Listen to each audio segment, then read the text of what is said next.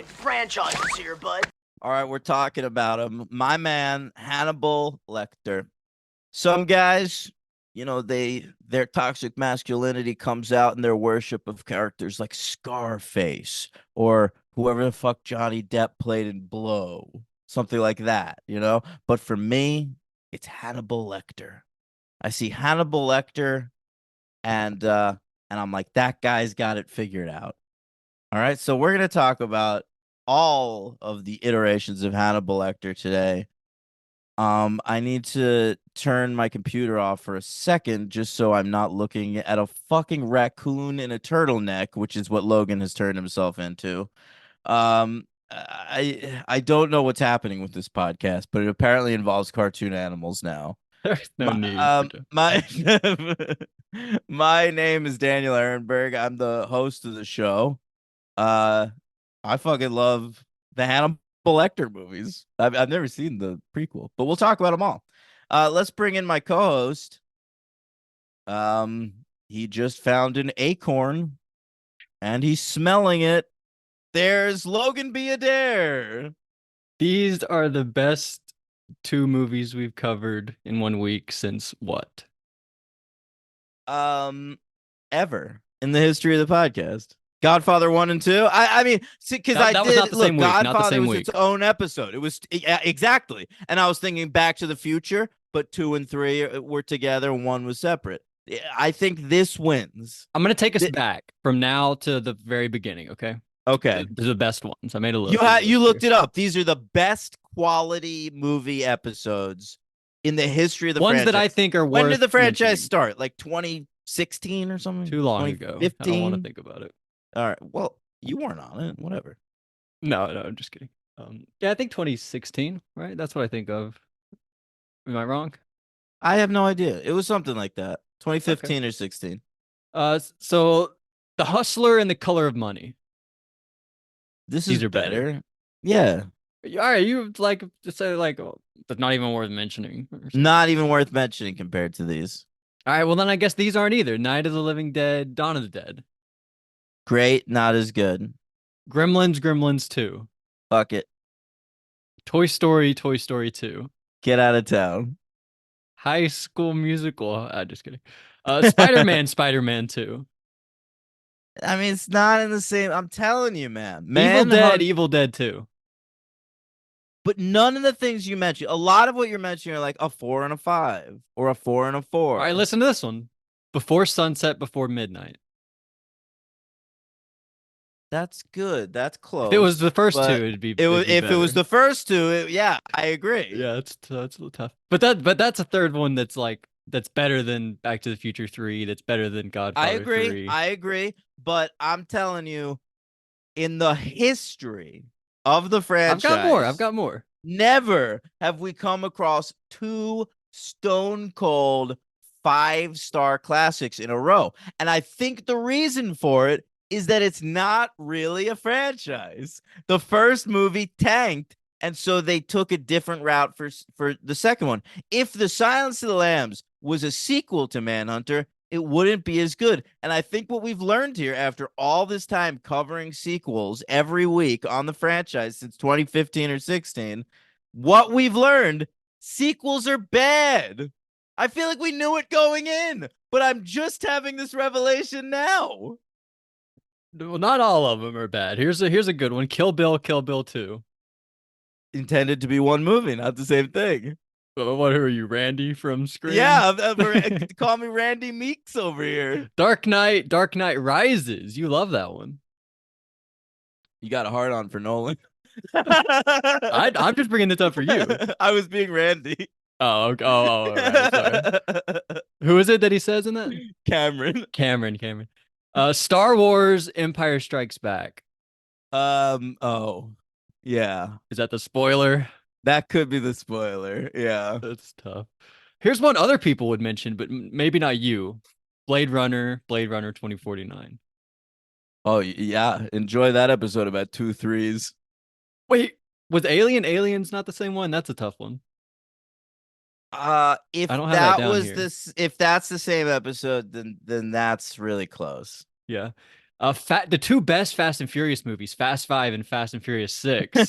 Pretty good, man. Pretty good. And then Knocked Up and This Is 40. So that's the Yeah, list. So I think Star listen. Wars is the only one that really comes close. Yeah, we've covered some good movies on this show. Not a lot of them, but a few of them. Well, no, there's a lot of them. No, I'm joking. A lot of sequels But are made to good movies, that's true. That's what you come across when you're doing this. But the Hannibal Lecter franchise is really different and really weird. So I think it's going to be compelling to talk about. I've been wanting to do it for years. Henry and I wanted to do this the first year of the franchise, but Henry's sister had worked behind the scenes in some capacity, maybe just as like a PA or like a gopher on the set of Silence of the Lambs. Wow. And so we were always trying to like schedule a time where we could do the podcast and have Henry's sister on to talk about that. And we just like never figured that out. And so we just never did it. And so this is a great franchise, a really interesting franchise that is like ripe for this show because it has so many different iterations and weird outshoots and odd elements and different actors and stuff. But like we just never got around to it because of that. But I'm so excited to do it now with this talking raccoon. It's crazy you let that. Like, why couldn't Henry just talk to her and then be like, "Oh, this is what she said"? Like, you let that go, but like ruin a whole franchise for you guys. Yeah, we really did. Honestly, we would That's do that crazy. sometimes. We would shoot Was it ourselves in the scheduling? What foot. was it? Couldn't get her on Yeah, for I any guess week? so. I think it was just like we never like Henry would have had to like chase her down, and he never like wanted to do that, so we always picked something else. Yeah. Well, I'm glad that Yeah, I get to do it because I've me never seen too. Manhunter, and I also watched a few other Michael Mann movies. We can rank those, and we can rank Demi. Was Silence of the Lambs the only Hannibal Lecter thing you'd watched? Yep. Okay, so this should be an exciting franchise.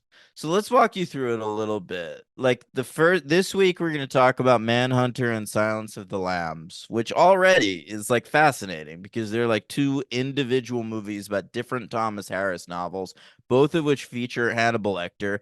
They cast different actors as Lecter. They spell his name differently in each of these movies. It's just two totally different takes on one writer's material. Then they start sequelizing Silence of the Lambs. So next week we're going to do the two Silence of the Lambs sequels, which is Hannibal and Red Dragon. I think Red Dragon might be treated as a prequel. Yeah, I think And that's true. then right, and then they did a weird, like an even younger. It's like let's see him when he's like a kid, baby Hannibal. We did Hannibal Rising. And then they did two TV shows, one of which focused on Will Graham and Hannibal from Manhunter, and one of which focused on Clarice from Silence of the Lambs. So there's a lot to talk about with this franchise. There's so much going on. So the Hannibal Um, show is about Will Graham. Will Graham is the lead actor of the Hannibal show. Like Hannibal's sort of a supporting character on his own show. I don't know who plays Will Graham. I know who plays Hannibal though. Will Graham is played by a great British actor who's very short. And I'm only adding that because his name escapes me right now. It's Gary Oldman. Hugh Dancy. Hugh Dancy. Okay. You familiar with Hugh Dancy? Yeah, I think I could pick him out of a lineup, maybe. We actually covered him, dude. He was in the second Downton Abbey movie. Really? Yeah, I think he was one of the actors working on that film they were shooting back at the Abbey. Remember? Yeah. Well, I think I. Okay. What was that He called was again? in there. Downton Abbey: A New Era. Those are good. That was a fun one. Hell yeah, they were good, dude. That was really good. I just saw on my letterbox like that I gave the first Downton Abbey movie 4 stars when we did it for the podcast. I raised it from a 3 to a 4, and I thought in my head like that must have just been because I was having fun talking about it with Logan. Yeah, I thought we gave them all threes. Yeah, apparently not. All right, let's start with Manhunter, man. So not originally the title of the movie, obviously. This Why was is that so going to obvious? well, because the book it's based on is called Red Dragon. So Red Dragon was Thomas Harris's first Hannibal Lecter novel. It came out in 1981. He had released one novel previously. It was called Black Sunday. It's about a terrorist attack on the Super Bowl. That also was made into a movie in the 70s by John Frankenheimer. I've never seen it, but maybe I should watch it for Sounds like a this. cool movie. It's on my list actually. So I'll watch it at some point. But yeah, it does sound like a cool movie. It's just like 2.5 hours long, so it's They always did it briefly in The Dark Knight Rises, it's true. which was an awesome part of that movie. Bane was like, Bloody Sundays, my favorite film. I'm a huge Frankenheimer fan. But anyway, it's so that came out in 1981, the Thomas Harris novel Red Dragon. It was like immediately a huge hit. I remember, I mean, I don't remember this, but I remember reading that Stephen King reviewed it really positively in the New York Times, and that was like a huge deal at the time. Okay. So they get the rights to it. Dino De Laurentiis, he's the one who buys the rights to the book. And he decides to change the name because he had recently produced a Michael Cimino film called Year of the Dragon, and that bombed. And so he was like, people don't like the word dragon. We have to change the name. Okay. Hollywood's so weird. They changed the name to Manhunter, which everyone hated, but I think it's kind of a cool title personally. Yeah, I'll be honest. I've Um, always been intrigued. Like I was intrigued by the title when I first heard the title. I think it's better title than Red Dragon. I think it's a really cool title. Yeah. Anyway, they get going on the movie. Dino De Laurentiis offers the directing job to David Lynch, who he had just worked with on Dune. And David Lynch is like sick of Hollywood after Dune, so he turns it down and to do Blue Velvet, which I think worked out for him. So they get Michael Mann, who was like pretty new at this point. He'd only done, well, I mean, he was popular because he'd done TV. He'd done two movies. The What's his Jericho first? Mile, right?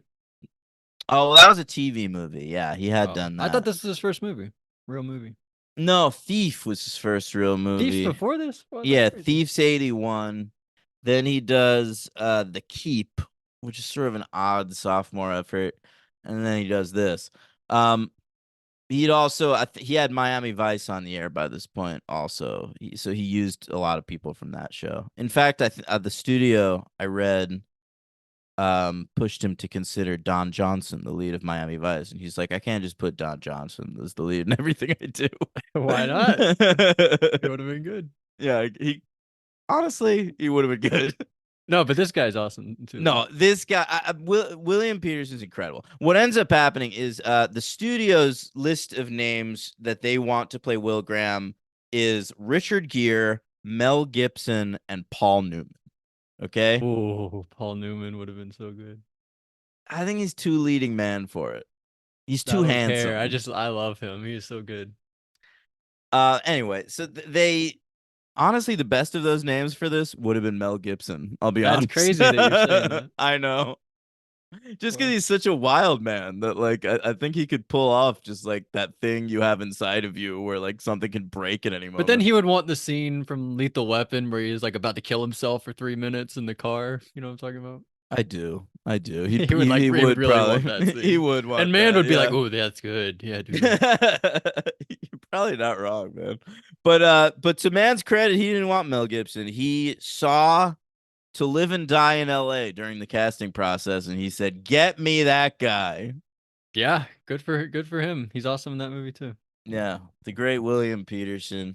Later, best known probably for CSI, right? But he's kind of doing Or that Fear. here. Well, I mean, people always say Fear because that's a big movie for certain generations, but he's just like the dad in that, right? Yeah, but it was the only thing I'd ever seen him in until I've to live and die in LA. I've only seen him in 3 things. So.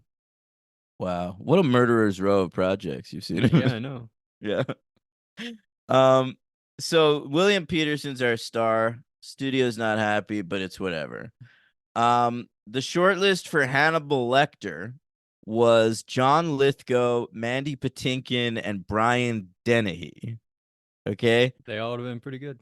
Yeah. Brian Dennehy didn't want to do it, but he pulled Michael Mann aside. He was like, I've got a guy to suggest. And he Really? brings up, yeah. And he says, I've worked with this guy on the stage, Brian Cox. He's incredible. He'd be great for this.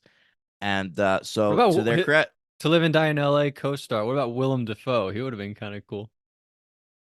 that would have been interesting. Yeah, I think he could have pulled it off. Maybe a little too young. Younger Yeah, than what they're yeah, looking for at yeah. this That might point. be true. So they give Brian Cox the audition. They loved it. He based it around some like fucking Scottish serial killer, and like they thought he was super creepy. So they cast him. Yeah. All right. Um, That's really cool. yeah. Okay. The movie finally comes out August 15th, 1986. Exactly 2 weeks after my birth. Wow, That's so right. cool.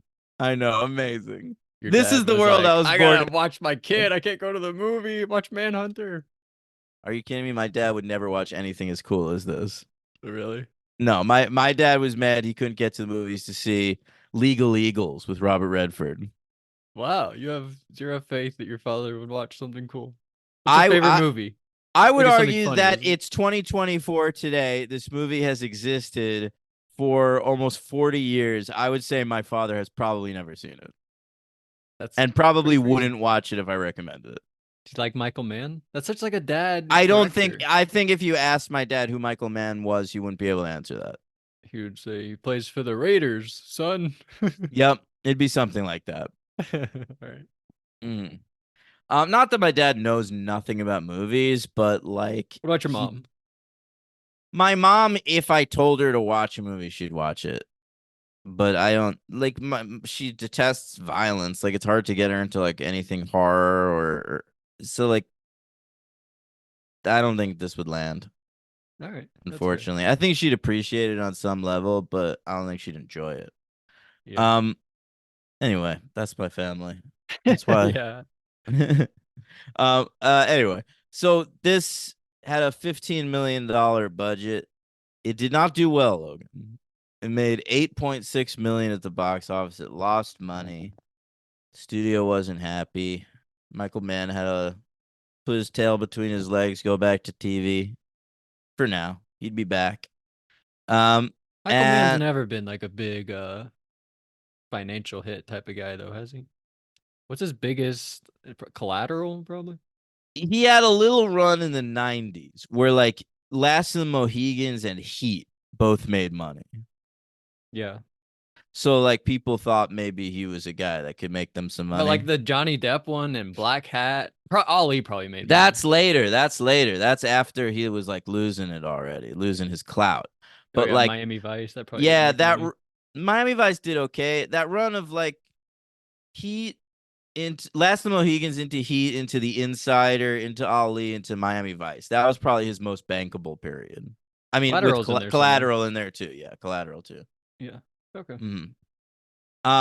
Anyway.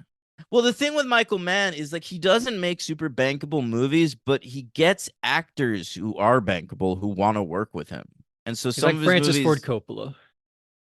I don't know what you're talking about, but some of his movies end up making money on that level, you know? Like that's why like Black Cat, you know, he like that's not a bankable movie, but you got Thor in there. So maybe someone will want to go see it, you know? Right. He gets the hot new actor. Yeah, that's what he does. By the way, I got a text from Ross. Like like Ferrari now even. Like he's got Adam Driver in there. Yeah, Ross texted me. He said Ferrari, Aquaman 2, Migration, Night Swim, Wonka, and Wish all just went up on the Plex. Holy shit, I know what I'm doing this AKA weekend, Ross Flicks. Flicks. Yeah. What's Wish? Is that animated movie? That's that new Disney movie with the little black girl. Yeah. My nieces saw it. They really liked it.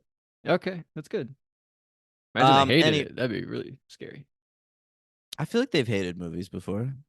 No, but like you'd think like your sister was raising them to like poorly. Well, they are To on be Long racist. Island, so if I heard my nieces say a racial slur, I can't say I would be the most surprised person in the world. Yeah, they'll definitely hear him at some point. Yeah, they're definitely coming across them. Right. Yeah. Anyway, Um, hey, my talking a nieces lot about your turns. family. I know. I want to say my nieces Zoe and Fiona turned 7 over the weekend. So happy Oh my birthday to goodness! them. Happy birthday to them. Yeah, yeah. The lights of my life. Let's talk about the movie, right? Oh, well, here, 1 second. It came in at number 76 at the box office for that year. Listen to this. Number 75 is Deadly Friend, which is like whatever. But number 77, Blue Velvet. Ultimately, David Lynch makes Blue Velvet instead of Manhunter. They go on to make the exact same amount of money. Well, he actually made less, right? A tiny bit less, yeah. All right, let's rank some. Let's rank Man. You know, rank some Michael Mann movies. I watched a few of them.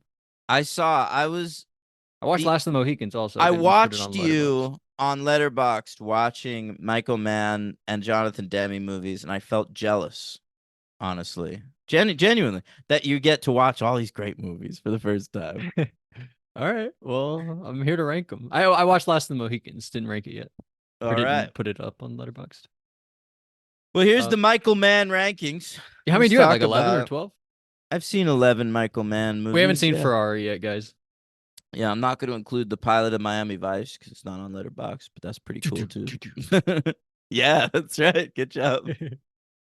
Um, let's you want me to go first or you or You what? go first. You've seen more. At least like catch up to me, and then we can swap if you want.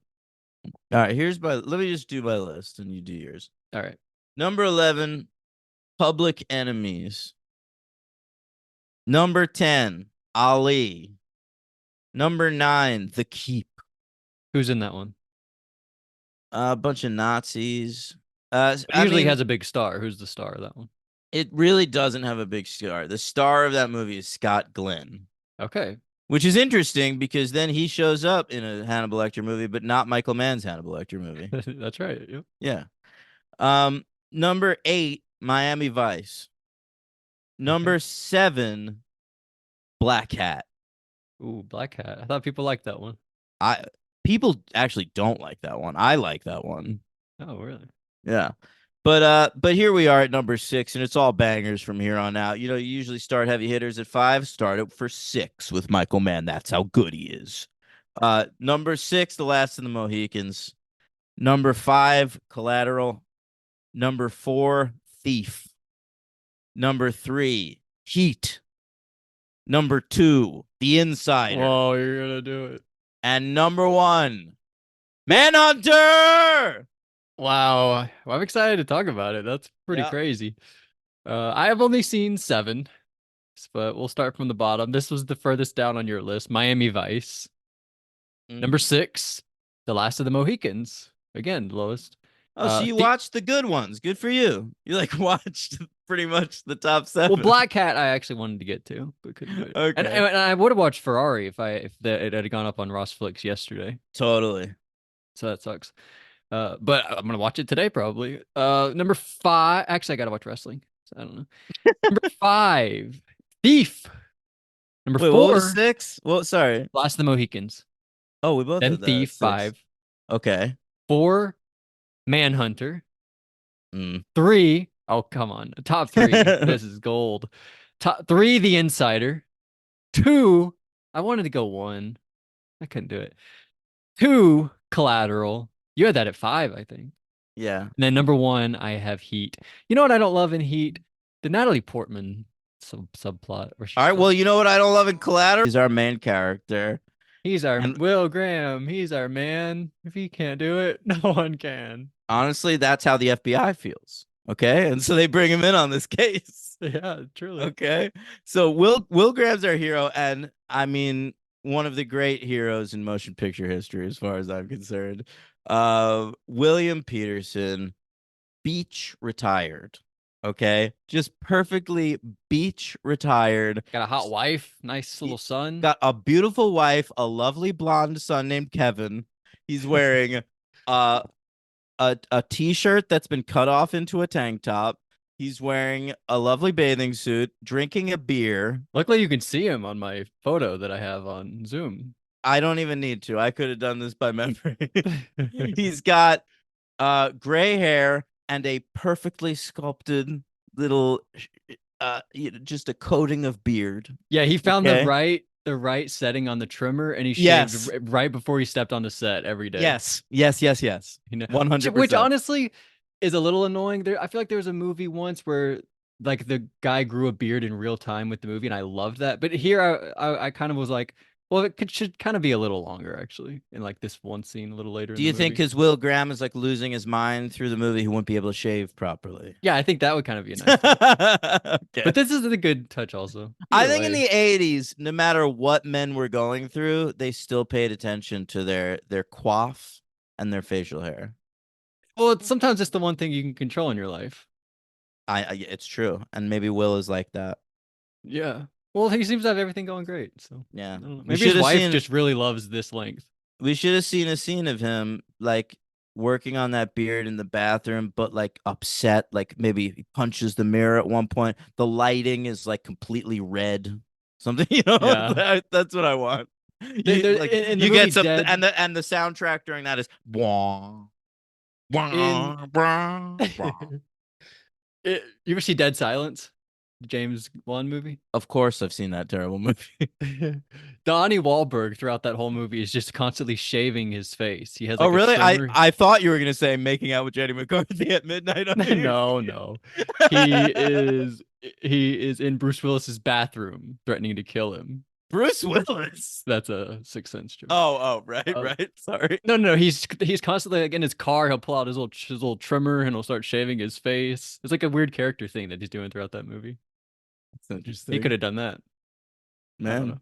Anyway, should we rank 1991 or should we just or Oh, 1986 or should we just talk about yeah. Manhunter? Why not? We can do that. Let's do it real quick. You don't sound excited, but I have number 10, Blue Well, just because Velvet, I your had favorite started movie. talking about the movie and I was all excited about it. Well, Okay. you have number 10, Blue Velvet. Yeah. Ugh. All right. Come on, this is a good list. Number 9, The Fly.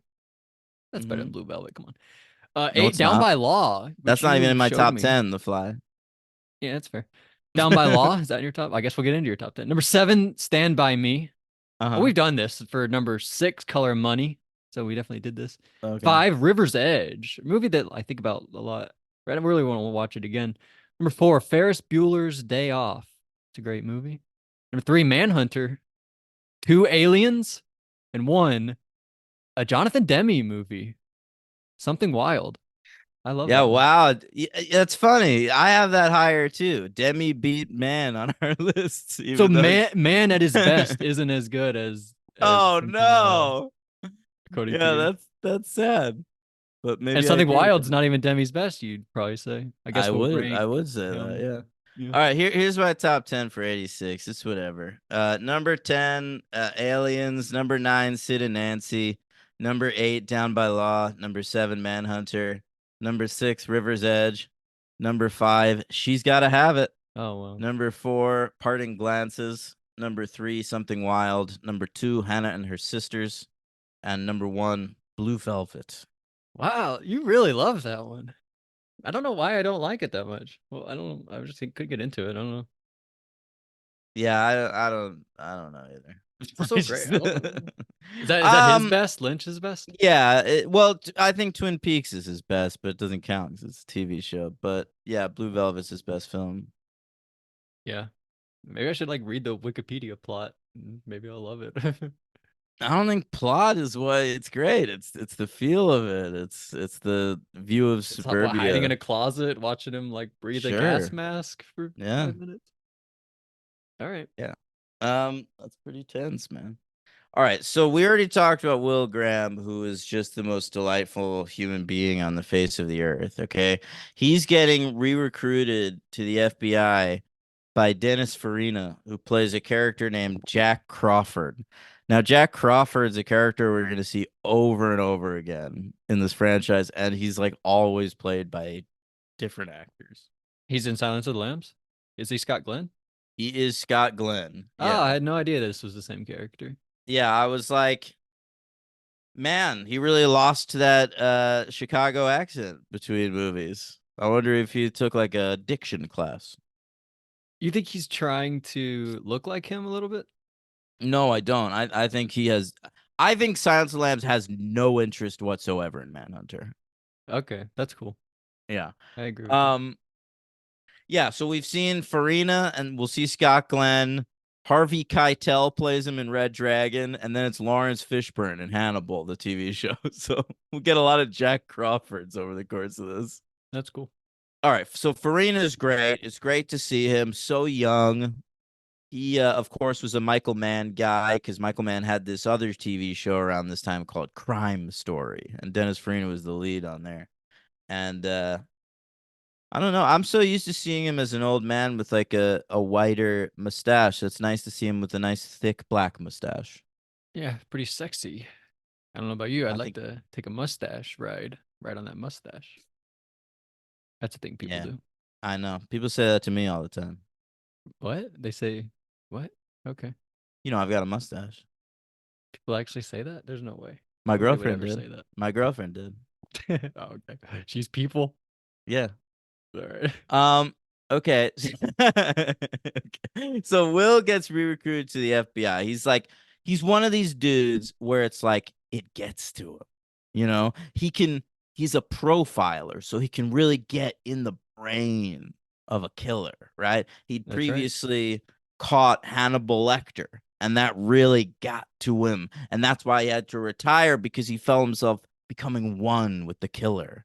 And so he promises his wife in this case, like, it won't be like that. I'm going to keep a distance. Okay. But like the It's a second bit he says predictable it, in that sense. it's not that it's predictable. I think in that moment, the audience, Will Graham, and Will Graham's wife, Molly, all know that he's lying. Okay, so if I looked up predictable, it would not say when we all know something. But I would say it's intentional. It's not like when, like in a horror movie, you introduce a fucking red herring and you're like, that's obviously the killer, and then it turns out to be the killer. That's predictable. I think this is storytelling. This is So when so it makes it better. It's like a character choice. He knows it's gonna happen. He goes in anyway. I think they both know it's going to Why does happen, she but let him then? he has to do it, and she feels she has to let him. And just hope he lives like Fast and Furious when Brian has kids and he's like, I gotta keep going. Kinda, yeah. It's like it's just a thing they have to go through together at this point. Yeah. All Yeah. right, that's good. Um. All right. And We it's meet. shot beautifully. Like it's hard to really express that, but like all the scenes on the beach and like them in their bedroom and like out on the balcony, it's all just incredible The stuff. aesthetic feel of this movie is incredible. Like I think Michael Mann is a great storyteller, but I think above all else thinks about just the look and feel. Like he He's great wants at you mood. yeah, he wants you to like live in a movie emotionally and in its mood and in its tone. Like he doesn't want you watching passively. So you're really in it. I think when he uses all of those like really serious monotone colors like blue and green, like that's what he's trying to do, or with the score that's like very synth based and just like tones. It's by this band the Reds that I'd never even heard of. For some reason my whole life I thought this was Tangerine Dream just because they did a lot of shit like this in the 80s, but it's not. I think it's beautiful, the score of this movie. Yeah. The music in both of these movies is incredible. It's like if you looked up like top 100 music in a movie, I'm sure both of these would be on the list. I think In my opinion, they would be. Manhunter. When I said to my girlfriend before we started watching it, I think this is top 10 for me in terms of movie music. Wow. I'm not sure if it. I'm not sure. What about The Lion King? That's a little bit better. Hey, Kevin, yeah, that's good. Yeah, absolutely. This is another thing where it'd be tough to just like read the Wikipedia for a Michael Mann movie. You really have to live in it to like experience it. It wouldn't really come Yeah. across the same way, just like reading the plot of what happens in No, it but or it's the whatever. kind of thing, if you watch like any fucking 1 minute stretch of this movie, you'll know what we're talking about. You know what I mean? Like Yeah, it just feels like that. absolutely. Yep. All right. So he accepts. He goes to interview. Does he go right now to interview Hannibal Lecter? The thing is, there's this guy, the Tooth Fairy. We got to catch him, so we have to interview Hannibal Lecter. You guys know the Yeah. story.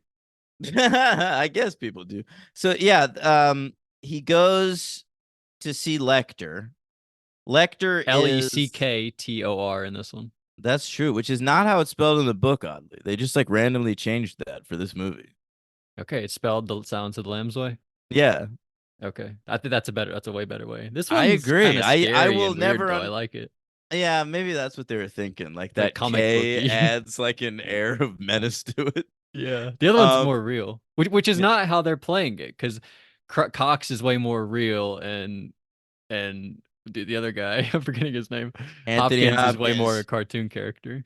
Yeah, I But their mean I agree names with are that. reversed, I think. They are. Listen, I'm gonna say it right now. I know. It's it's gonna make some people uncomfortable. It's Well, one of me, my I think it's one of my hottest takes. But I stand by it. I feel good about it, and I really believe it. For me,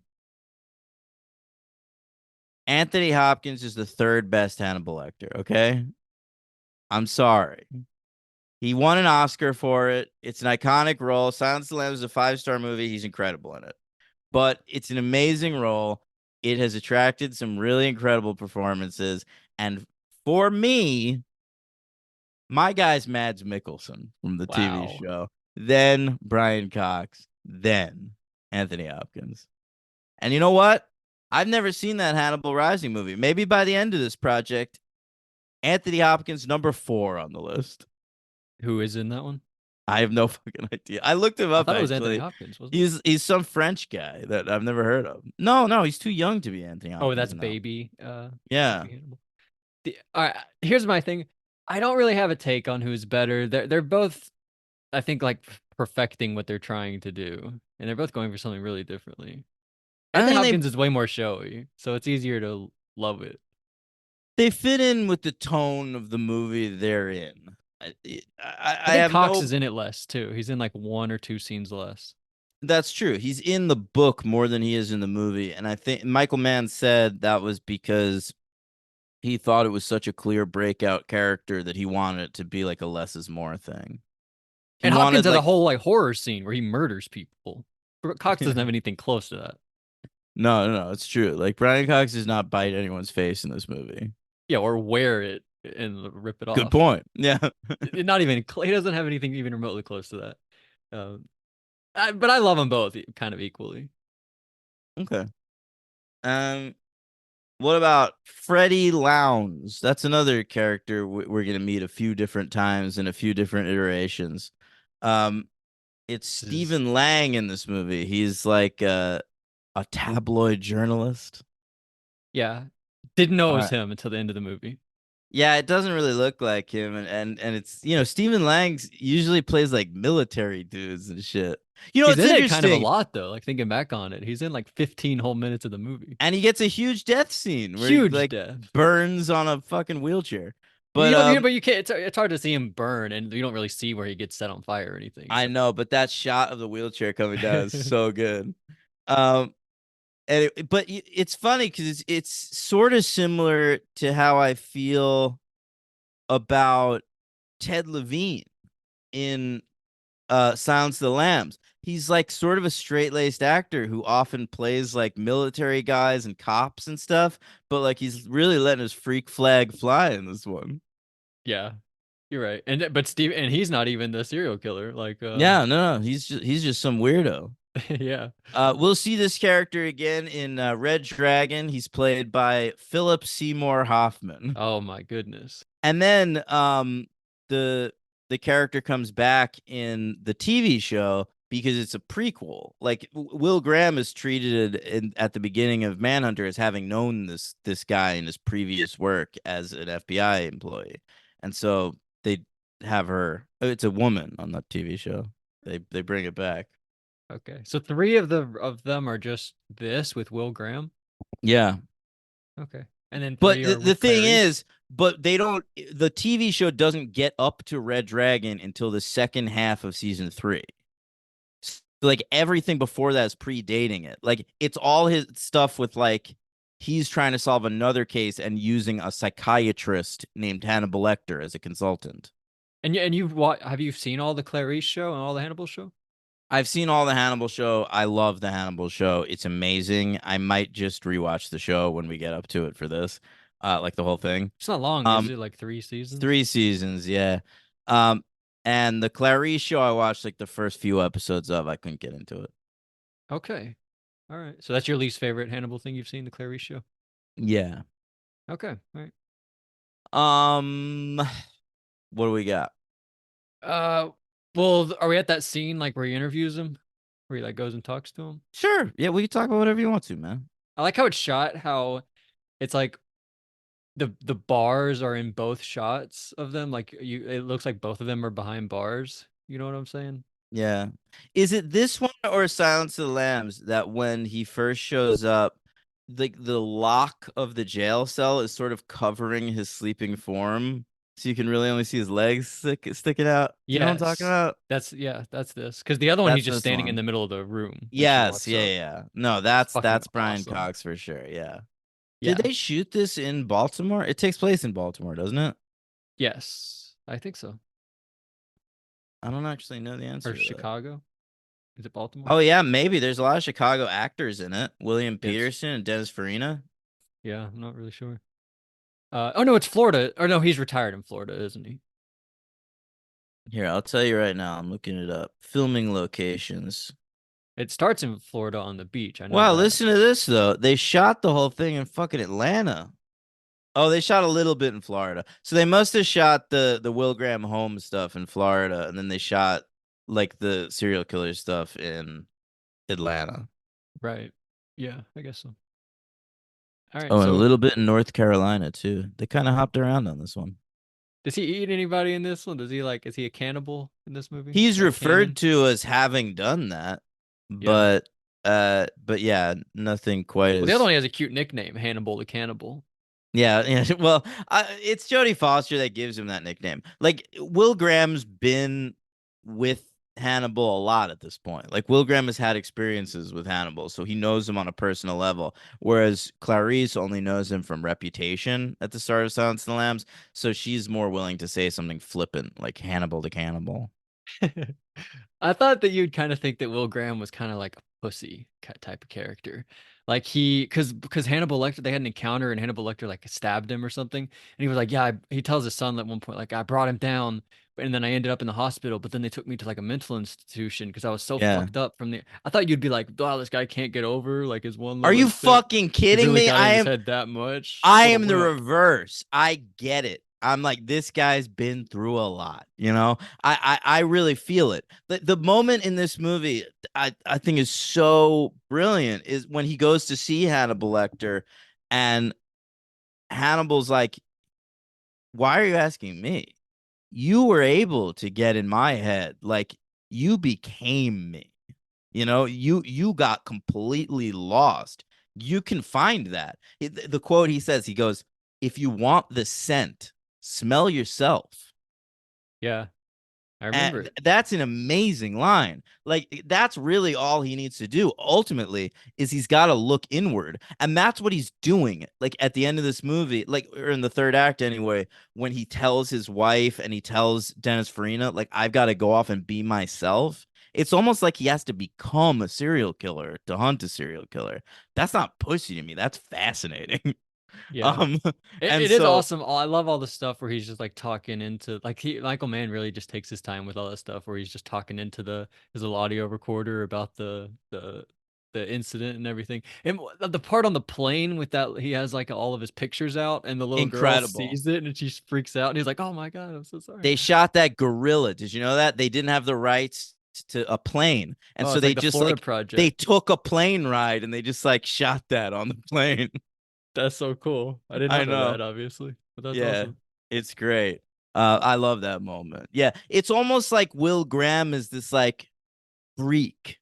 You know, like Yeah, of he doesn't get to be a normal person. Like because course. of all of this stuff rattling around in his brain, That's all Michael Mann characters. it's true. Like it's like a person It's how he who feels like as an artist, I think. yeah, yeah. He like He's doesn't like, I'm belong not in normal from daylight. you Yeah, guys. he's like I'm a creature of the night and anyone who looks at me should be scared of me. And he's It's- right. yeah, I know. It's really fascinating. Yeah, Um he's the best. Logan, on the right day, maybe maybe 20 days a year, if you asked me on those 20 days, what is the greatest moment in motion picture history? I will answer you. Okay. The moment where Will Graham is sitting in a restaurant and he looks out the window and he says, "It's just you and me now, sport." Just you and me now, sport. I'm gonna find you, God damn it.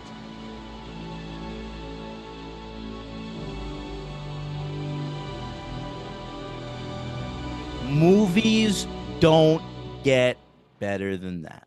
I am sorry to report that. If you don't like that moment, maybe you should do something other than watch movies. I can never watch a movie again. How Yeah. about? Yeah, no, that part fucking. It's like right after he sends his family home. He's like, "You guys got to get the fuck out of here and let me do Yeah, this. he's Do my finally job." alone. He's finally alone. He's like muttering to himself. The waitress comes over. He's like, "What's that, sir?" And he's like, "Coffee." And then he just looks back out the window. Just he has not missed a beat. He's just in his brain. And he realizes in that moment he's finally reached that place. It's just all that exists in his brain is him and Buffalo Bill. It's just you and me now, sport.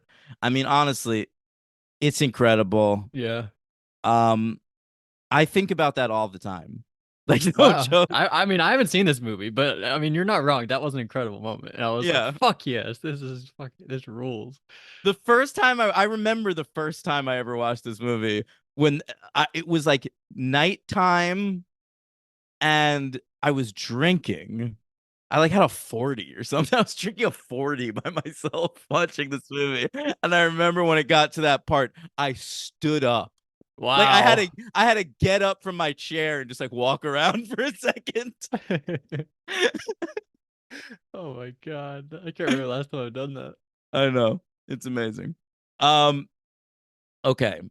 Okay, what else do we have? I will say there is some great stuff with his family right before that, though. I don't want to like skip too much, The wife is because great. We haven't really talked about her, but I think I think she's she's really amazing. good. Kim Greist is the name of that actor, and I actually think the kid is really good in that one scene where they go like grocery shopping. Like at this That's where he point, tells them about the yeah, incident. the kid at this point is just like, I don't understand my dad. Like, what the fuck is going on with this guy?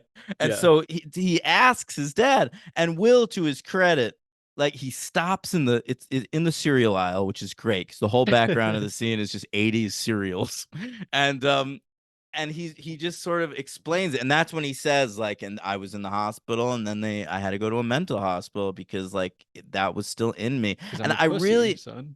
stop it. And I like that moment. He goes on this whole monologue. He explains himself really well. It's like for us and for Kevin. Like the first time we're really hearing Will Graham reflect on himself. Yeah. And you see Kevin, he just sort of takes a few seconds and processes it. Like you see him thinking about it. And then he asks his dad, like, "Do you like this coffee? Mom likes this coffee." Like he has processed it. He now understands and he's back on board with his father. I Yeah. love that Locked it moment. back in. I had him Yeah. down as my LVP only because I looked at everybody and I couldn't really think of one. But you're right. He is good. Like even when I wrote it down, I was like, I don't feel great. Like he's a good actor. He is really good. He's perfect for what he's supposed to bring to this movie, I think. And it looks like he could possibly be the son of this woman and this man. I agree. We haven't talked about the Tooth Fairy, Noonan. No, not really. So I was he's like, like Chris Elliott's really, in this movie. What's up with that? yeah, that's weird, isn't it? I It couldn't is find weird. anything about that. He's in Chris Elliott's just like in one scene of this movie. And He's when I good saw too. He like that, delivers lines and everything. yeah, I wondered whether like he was, I don't know. He got to start like doing improv in Chicago, and then he was on Letterman in New York at this point. So like when I was watching it, I was like, well, they must have shot in Chicago or New York, and they needed somebody, and Chris Elliott came in for an audition. But I He mean, they may just must know have. these Chicago people though. Yeah, I mean, Michael Mann might have just been like a Letterman fan, and but like, why would you like? He's not asked to be funny in this scene at all. He's just like a random guy at the table. Michael Mann is known to just like talk to the locals though and be like, we talked to all these cops in this town and we got all this advice and stuff. May have just been talking to people. What a local cop in Atlanta's you know you should get You said they Chris filmed in Elliott. like 5 places. Chris Elliott Yeah, wasn't it one of them? no, And he was that's like, what "I'll I'm step saying. in and deliver That's what lines." I'm saying. He did improv in Chicago and he was on Letterman in New York. Those would have been the two places Chris Elliott would be. But aren't they in Chicago I for don't some think of they it? were. They shot Oh, Atlanta okay. and Florida and North Carolina, right? I don't know. Uh, yeah. I mean, I don't know. I didn't know he wasn't an actor. Really. Not really. I mean, he was more an improv comedian and a writer. This was very strange that he's in this movie. I mean, I love it. I'm a huge Chris Elliott fan. Get a Life is, an incredible TV show. But Scary movie too, obviously. obviously scary movie too. His hand. Our worst episode according to P Dot. You'll always remember that. Um maybe it's because he's so positive otherwise. It was odd to see him say something negative. Yeah, well, of course I Um remember. Any like any feedback I'll remember. I'll Don't only get it remember often. I only remember the negative feedback. Yeah, that's really true. Yeah. Oh, and I remember that one email from like a couple months ago from Laura on the Patreon because that meant something to me. Oh, But the about the Jewish, all the yeah, Jewish but stuff. pretty much if you tell me I'm good, like I'll forget that immediately. Yeah, it's true. It's very sad. We Yeah, should talk about that in therapy. I really should. I really, really should. But all right. What So else Tooth you got? Fairy, Tom, Oh, is it Tooth Tom Fairy. Yeah, Noonan? yeah. Is that his name? Yeah, the great Tom Noonan. He Um, he's known as the Tooth Fairy, but he's actually has a great name, Francis Dollarhide. Fucking awesome name. it is Um, great. he works at like a photocopy, like a video film Yeah. place. I don't know. In the book, he's got a lot of dragon tattoos all over him. That's why it's called Red Dragon. But they didn't do The that in boy this with the movie. dragon tattoo. Yeah, he's that guy. And what else? You He likes got his coworker, his blind coworker, is right? he a coworker? I thought he's an employee. I thought he's a customer at that place. He like goes in the back room and he's like looking at the no. That's how they find him, isn't it? They like go, they like call up, they like find all the people that work at this place that would have had access, and Oh, I think maybe that's you're how they right. find it out. I Or don't. maybe they said find the customers. I I think thought they that's both what it worked was. together. I think they found him as a customer. How did he have access to all that stuff then? He was like he was picking up some film, all right, and she was just finishing it up. And so he went back But there how did with he have her. access to other people's film from their home? Because that's how he would find it. He I would think he find his shot it victims. him. I think he shot it himself, all that footage. Oh, we do see how like because there's the part where Graham goes and he's like staking out the place and he's like getting Yeah. into his shoes. He's like, they have Huh. big backyards. That's how he found them. All right, so I guess I'm wrong. He's a customer at this place. Yeah, yeah. And see, because I think in this moment, No. I usually, think you're wrong because the guy who's going to take him home oh my says like, "Oh, I God. can't take you home. Why not have him take you home?" He wouldn't have a customer take her home. It's got to be another coworker. And he Wait, sees him what? later and he knows his name and he's like, "Hey, No, buddy." her coworker is gonna take her home, Logan, and then he starts hitting on her. But he ends up taking her home. Yeah, she's into it, dude. He's flirting with her, and she's into it, so she lets him take her home. Okay, so that guy. All right. I mean, I guess it's not crazy to like leave her with the guy she's She's into. blind, dude. She She's can't tell blind. he's a total creep. He should look after her a little better if she's blind. I Honestly, agree, but like, I don't. Maybe she can make her decisions. I guess. he seemed like a little meek, skinny guy. You don't think anything of it. You know, it's funny. I read all this stuff. I read all this stuff that Tom Noonan got really into bodybuilding. He like did bodybuilding for this role and did 50 push-ups before every shot. And I'm like, it does not show in the film. He I looks didn't like know. a skinny, tiny man. He's sort of in shape, I guess. Sort of like But he's he's well so built or whatever. no, he's not. He's wiry and lanky and like bony. Yeah, Um, yeah, you're right. Yeah, I didn't get that at all. But I also read that he wouldn't like talk to like he really went method for this. He didn't want anyone to know his name. Like everyone had to refer to him as Francis and shit. Oh my And goodness. he didn't want to meet William Peterson the entire movie so that when William Peterson jumps through the glass doors, that's the first time he's ever seeing William Peterson. He Whoa, wanted his reaction to be natural. that's pretty He's cool. such a weird guy. I love it. I love actors. Yeah. Me too. They're the craziest people in the world. Yeah. That's why I hate people that like think they're actors and aren't. Yeah, I guess so. Like who? Yeah. Um, I don't know who I mean by Like that. what was that girl? Cara Delevingne? Cara Delevingne? I Yeah, I thought mean, she was an actor, but I she's not guess really. so. But like, I mean, I guess I mean more like handsome dudes. What about Sydney Sweeney? Like when I used to see Taylor Lautner and stuff, I'd be like, you just like got into the business as a kid. You're not actually working. You're not doing the job. He's one of the worst actors ever. That's what I'm saying, man. He's terrible. Like when I see guys like that are just like all you're doing, you got this role because you're a name, and now you're reading the script at me. Like that's what this performance is. That there's more to it. Like acting is the kind of thing that seems easy, but then you read about people like Tom Noonan, and you're like, man, there's a lot to acting. Acting is crazy. Um, And people that people don't even know too. yeah, There's so many acting people. acting at its best is an absolutely fascinating art form. Okay. And too many people just don't bother to do the work. Especially now.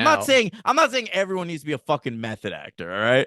But like you at least have to like embody a human being.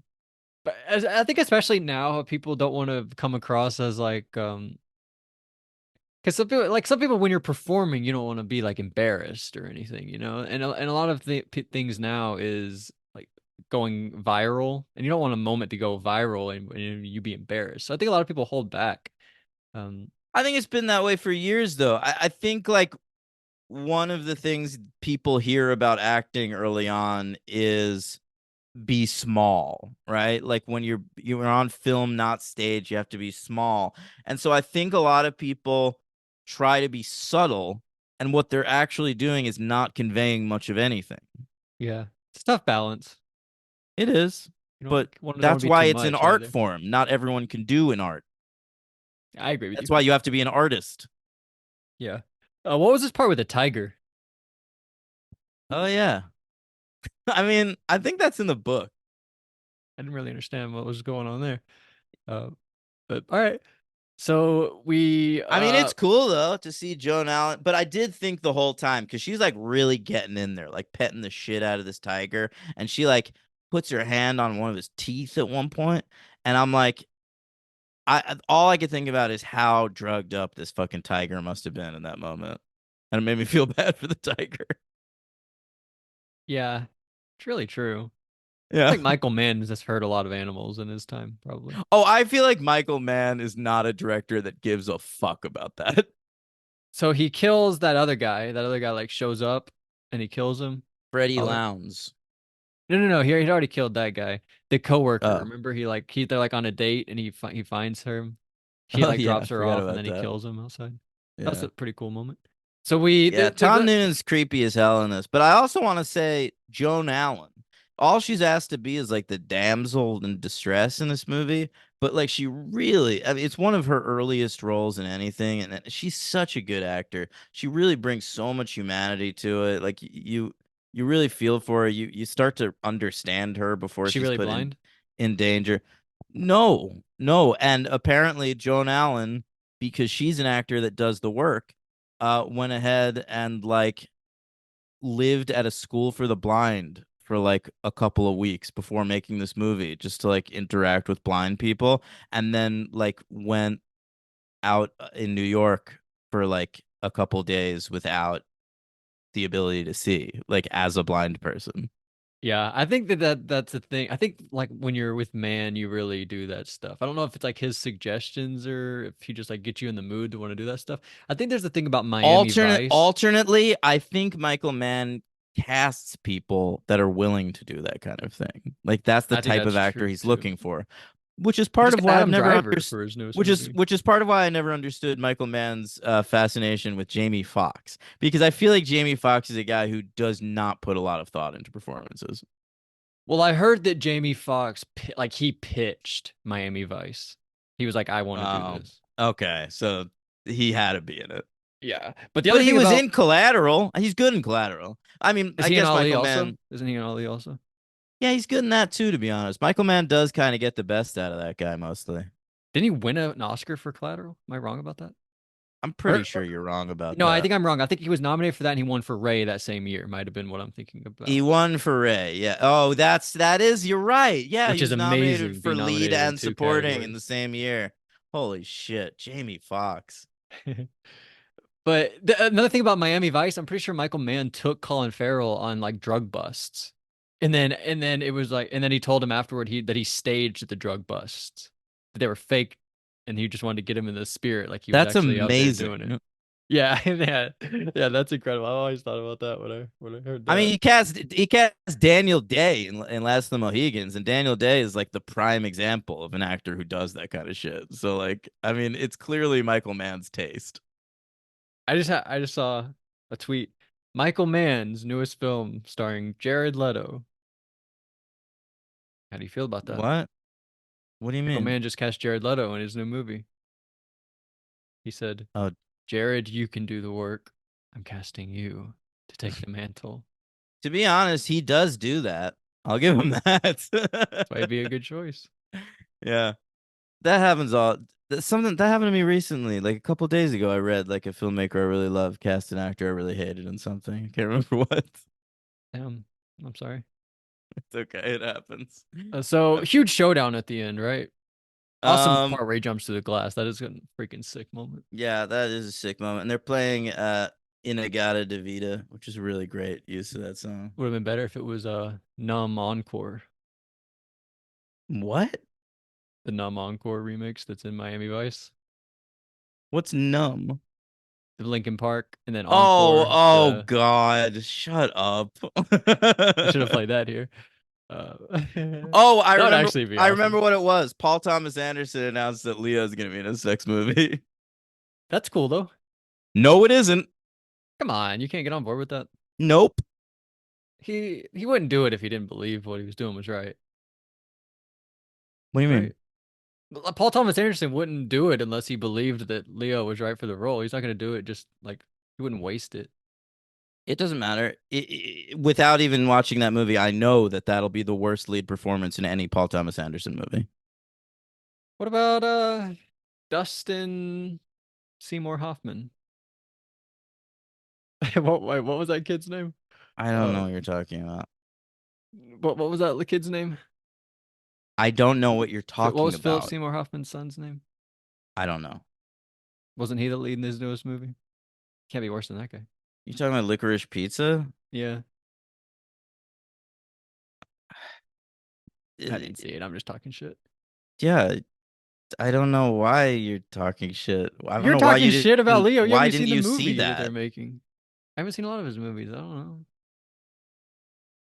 Look, he's the best filmmaker in the world. I really look forward to his stuff. I mean, You never Leonardo worked with DiCaprio. Leo before? No, no, he's too smart for that. Not anymore. He's lost it apparently. I They don't don't. want to see him. I will never understand the Leonardo DiCaprio thing. I will never understand it as long as I live. I have tried. You know, the only way Leo will be good is if that's the only Paul Thomas Anderson movie about a retard. Wow. Because I'm sorry to use that word, but Leonardo DiCaprio is only good. Like the dumber the character, the better the performance. And the reason for that is because he has absolutely nothing in his head. What about Gatsby? That was a good smart guy performance. No, it's not actually. The Great Gatsby's not a smart character. Oh, And I by the didn't way, know. he's bad in that movie. No, I didn't know either of those two things. But all right, so great. I love the colors in this movie. Obviously, Yeah. great. I mean, there's a part where the blind woman's in her home, and it's like right after he killed her coworker. He's knocking on the door, and like all in her home, it has like a green lighting, and then when Yeah. he opens the door, it's like red, like where he is. Just fucking sick as hell. It's great. The set design of his home is crazy with like the wallpaper of sort of like moon Was it rocks like a and desert? shit. Oh yeah, like a Yeah. moonrise. I don't Yeah, that is know. so cool. Yeah. Honestly, yeah. I'm gonna go 5 stars. It's a Freeze five frame star ending. movie. Freeze frame ending. Remember that?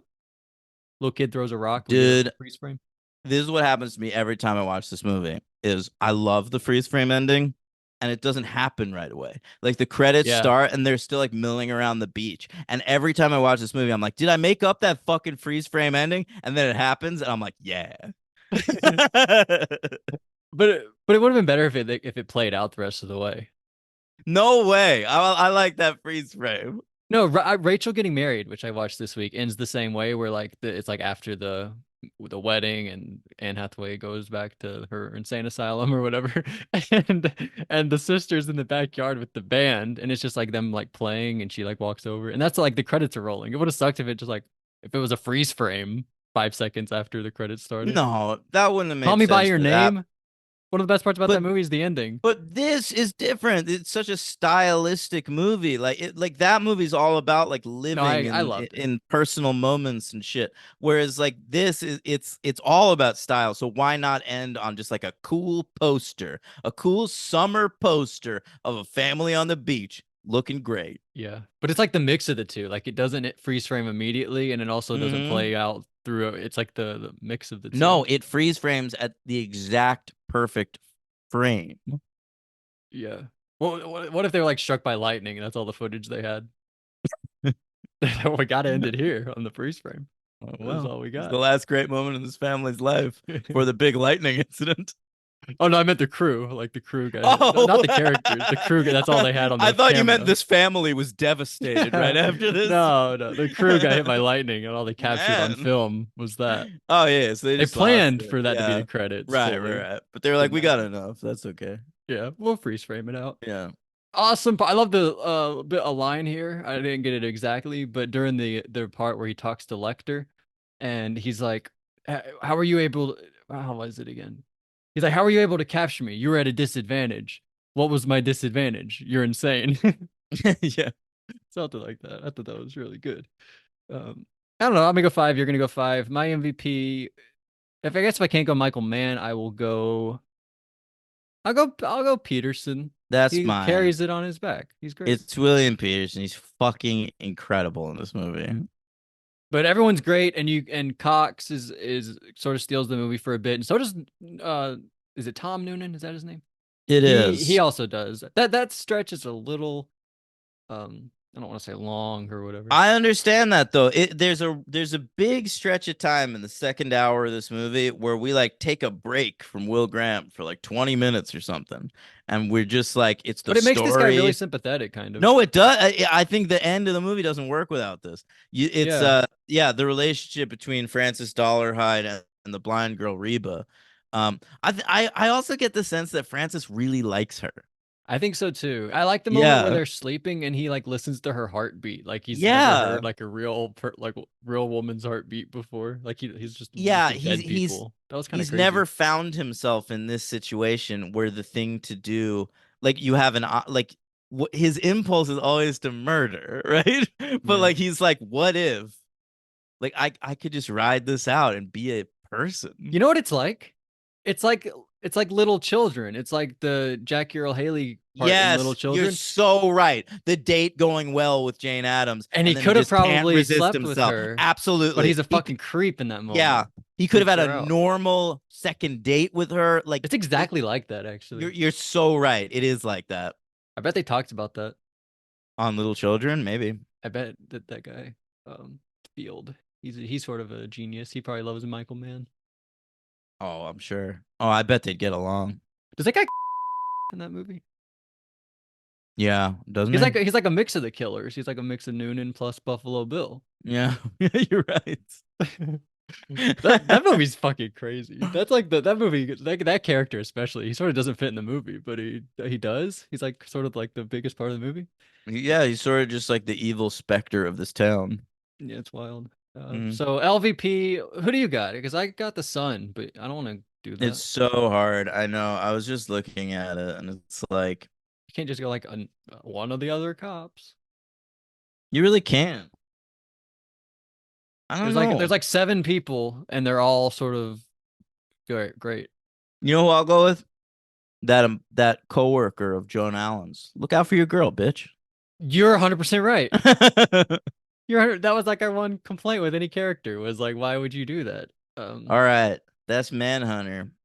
It's all downhill from here, folks. That's the best Hannibal Lecter movie. All right. There we are. All right. But let's talk about the one that won all those awards, huh? The Silence of the Lambs. And I only say this hyperbolic shit because I love Manhunter so much. That doesn't mean Silence of the Lambs isn't a masterpiece, because guess what? It fucking is. Um, Silence of the Lambs. Really interesting. The novel came out in 1988. Manhunter had tanked 2 years earlier. Here's another Hannibal Lecter movie. They're like, let's just make that. Let's ignore the other one. Pretend it never happened. So here's an interesting thing. Gene Hackman was really interested in the Silence of the Lambs. Okay. So he decided that he wanted the Silence of the Lambs. Sorry, while I was speaking, Logan switched his little raccoon avatar's location on our Zoom from the beach of Manhunter to the cell of Silence of the Lambs. Great stuff. Yeah. Um, Thanks. good job, buddy.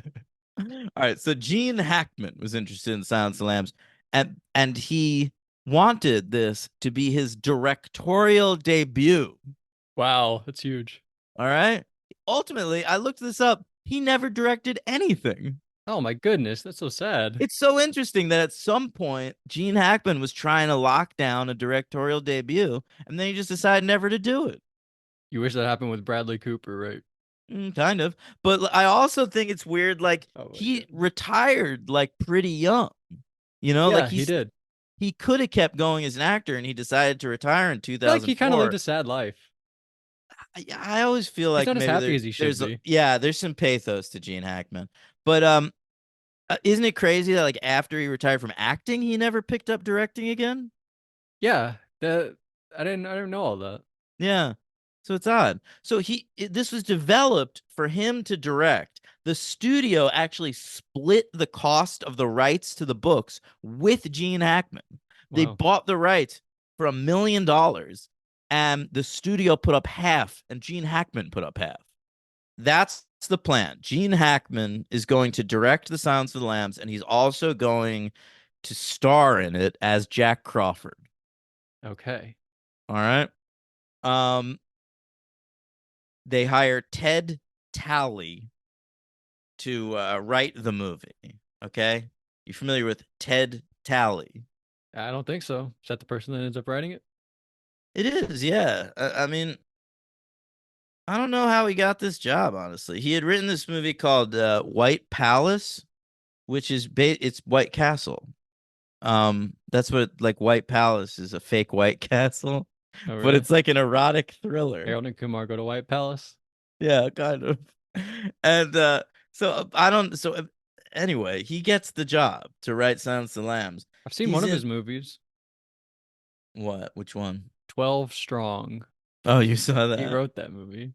Yeah, Ted Talley had like a rough go of it after Silence of the Lambs. He won the supporting act, not supporting it, Jesus Christ. He won the screenplay award for Silence of the Lambs, adapted screenplay. And then like he started working as a script doctor, and he didn't get anything made for a few years for some reason. And then finally he got this movie, The Juror, going, and like that was like promoted on his back, like from the writer of Silence of the Lambs, and it tanked real bad, and it kind of killed his writing career. Yeah, never heard of him. Yeah. So he wasn't big. He does come back for Red Dragon. They asked him to come back for Hannibal, and he turned it down because he said he didn't like the book. He doesn't have anything to do with the show. He's never written an episode of the show or No, anything. not at all. No. Damn. They should have. That would have been cool. Yeah, that would have been cool. Yeah. Anyway, Or have Ted him as a Talley's supporting actor. He did win the Oscar. Supporting good actor point. Oscar. Yeah, for his only role. Talley was in the middle of his first draft of Silence of the Lambs when Gene Hackman decided he didn't want anything to do with it and just dropped out completely. Okay. Yep. He's like, all right, should I keep making it? Should I keep writing? The studio is like, yeah, we'll figure it out. We like what you're doing. Like, we like the pages we've gotten so far. We have the rights to this book. Like, let's just make it. All right. So, to the studio's credit, their second choice of director is a fellow by the name of Jonathan Demme. And to Jonathan Demme's credit, he reads Ted Talley's screenplay and he's like, this is good. Let's just make it. Yeah, that's awesome. Yeah. Um, so the biggest issue now becomes casting. Okay. So Demi, his first three choices for Clarice Starling were Michelle Pfeiffer, who he had just That worked would have been with awesome. in Married with the Mob. Um, She's maybe a little older, Married to the Mob? married to the mob. Yeah, yeah.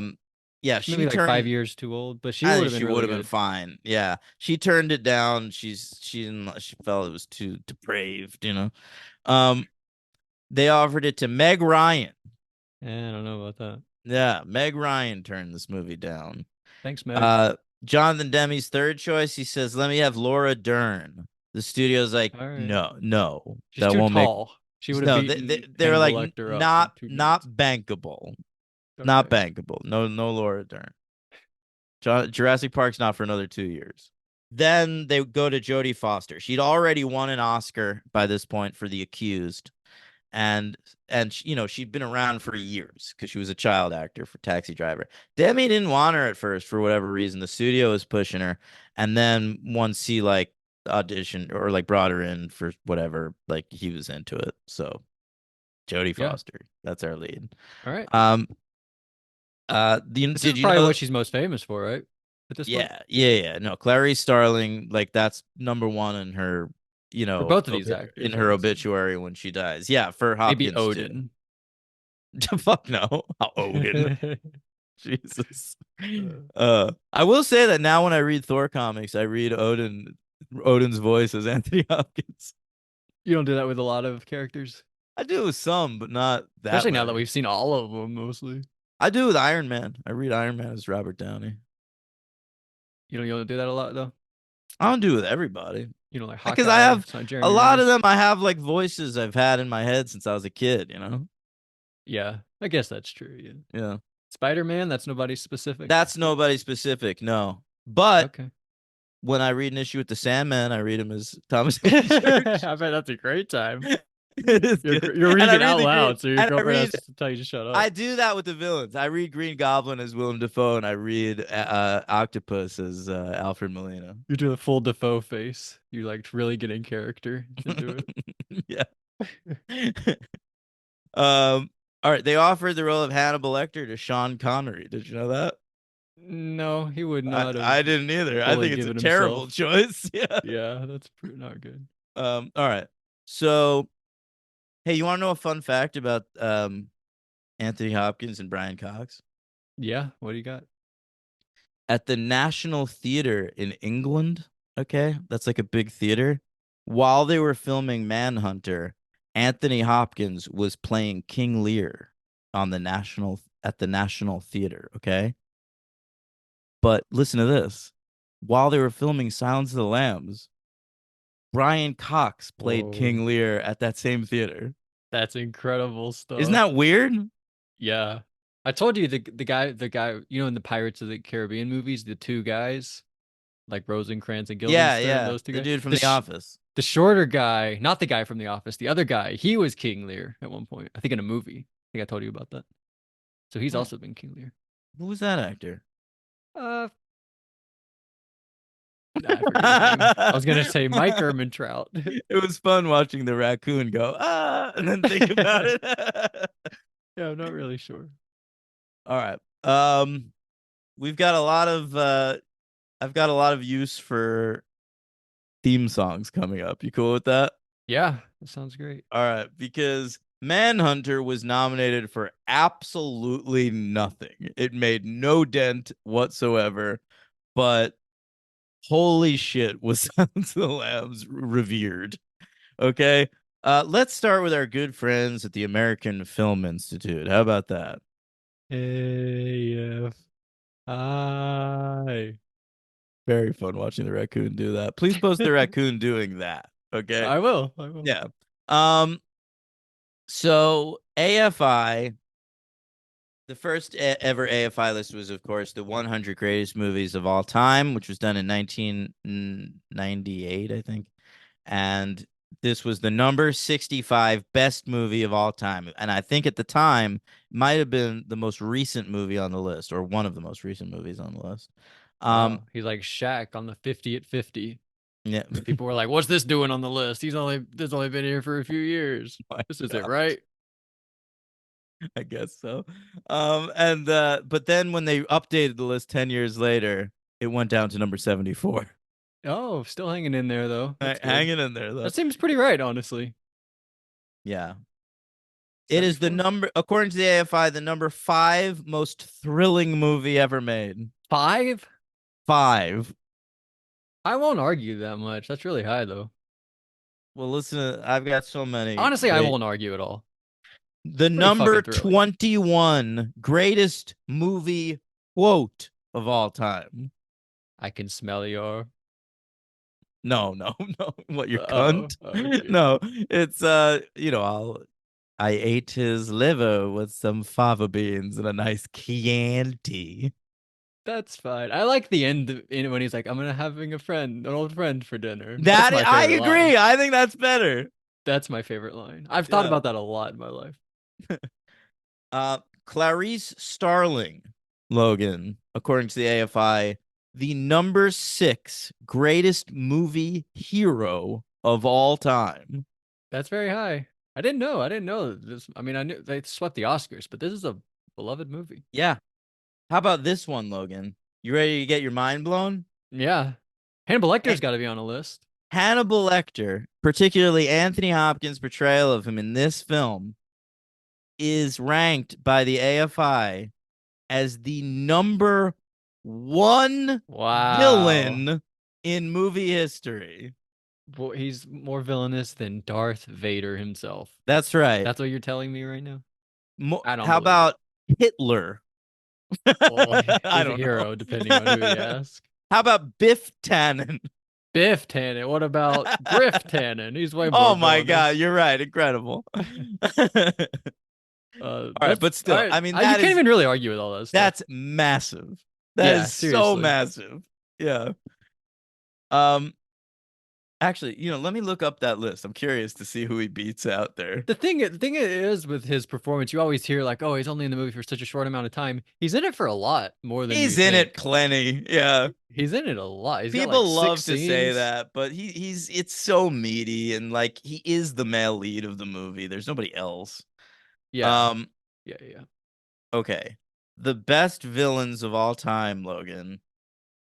Hannibal Lecter number 1, Norman Bates number 2, Darth Vader number 3, the Wicked Witch of the West number. I mean, What? Get he's her out of better here. than the Wicked Witch of the West, gang.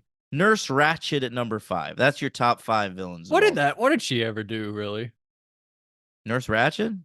Yeah, I don't even understand her whole thing. She like She's kind of sedated patients and whatever. Yeah, she was a dick to those mental patients. Real dick. I guess. And hero. What about Voldemort? Where's that guy at? He's not on there. Listen, I'll tell you who the only people better than Clarice Starling. Clarice Starling ahead Luke of Skywalker. Rocky and Ellen Ripley on the list. Okay, Oscar Schindler. She's a better hero than Oscar Schindler. You know what I Who don't brought like the about Jews Schindler's to List? safety. What? I don't like at the end when Liam Neeson has that part where he breaks down at the car. He's sort of overdoing it. All right, That's well, my you're one complaint about anti-Semitic. Schindler's You're List. anti-Semitic. I love the ending though when they're like putting the flowers at the grave. Isn't that over the whole credits? That's another Yeah, thing. that's like that's that. incredible. All right, That's so so here it is. beautiful. The only heroes in motion picture history better than Clarice Starling, according to the AFI. Marshal Will Kane, played by Gary Cooper in High Noon. Okay. What? Yeah. That's Rick crazy. Blaine, played by Humphrey Bogart in Casablanca. These are not heroes. Who They're are these heroes. people? And the top 3, number 3, James Bond, number 2, Indiana Jones, and number 1, Atticus Finch from To Kill a Mockingbird. That guy was really heroic. He was, man. Tough to say he's not number 1, honestly. I like that. That's a really heroic job. Great job, Atticus. Yeah. Okay. Awards. Let's start with the Oscars. Just get right into it. This movie won Best Picture. This movie won Best Director. This movie won Best Actor. This movie won Best Actress. I guess the last one. Yes. screenplay. This movie won Best Adapted Screenplay. I should have specified. You're right. That's okay. I'll give it to you. I mean, that is just insane. It's one of 3 movies ever. We talked about it last week. Cuckoo's Yeah, Nest, which we actually just mentioned, and then what was it? The other one? All About Eve. Is that the other one? No, that's what you thought it was, but it's like Oh, it was like what was it? it has like such a generic title. I forget what it is. Shit. It happened one night. It happened one night. That's the other one. Yeah. Yep. That's a good call, bro. Yep. That is wild shit. That is some wild fucking shit, dude. Those others aren't franchises. Why not? Why was this one such a hit? Well, I guess this is Good. the second one in the franchise, actually. So Technically. it didn't like spawn a franchise, like No. you know. Well, it did kind of like they started making more Anthony Hopkins Hannibal movies after this. I guess you are right. I feel like Thomas Harris, the novelist, only wrote the book Hannibal because Silence of the Lambs did so well. Yeah. Yeah, you're right.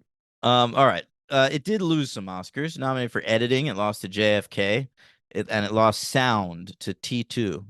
Oddly, not nominated in all those like technical categories. No cinematography, no production design. I thought that was odd. I agree. Especially cinematography is pretty great. Yeah. Hey, how about the BAFTAs?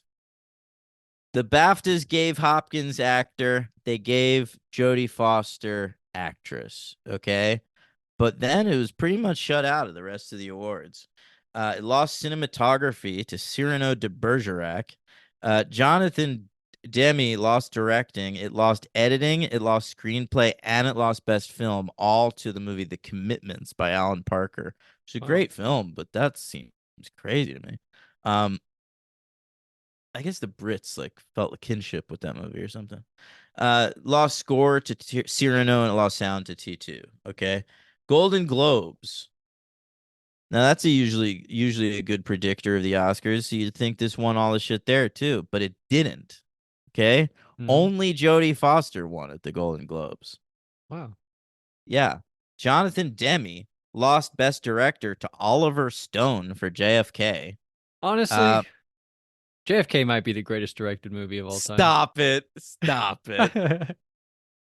If Alright. you want to give JFK editing, go for it. But it's in the the editing is in the directing, I think. Yeah, I know. I It's feel that way so about Natural tough. Born Killers too, but like, I mean, I'll take Silence over JFK. Yeah. You feel like you're in a conspiracy though. You feel like you You killed do. JFK at certain No, I times. don't feel that way. But I feel I don't that. either, obviously. But when you finish that movie, you feel that JFK was murdered as a direct result of like the colonists invading America in 1776. Like it is crazy. Yeah, and you also walk away thinking, is Gary Oldman the greatest actor ever? Well, I walk away from a lot of fucking movies feeling that way. Yeah, you're right. You are right. Yeah. All right. So back to the Golden Globes. Anthony Hopkins was nominated for Best Actor, but he actually lost to Nick Nolte for The Prince of Tides, Whoa. a film directed by Barbara Streisand.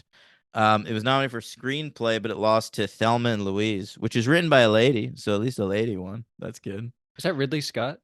Yep. Okay. And Best Drama. It's got to win that, right? Sure. No, lost to Warren Beatty's Bugsy. Bugsy. All right. Is that a Yeah, comedy? I always thought that was a comedy. I've never seen it. Never bothered to watch it. No one I've ever spoken to has told me that's really good. You should watch that.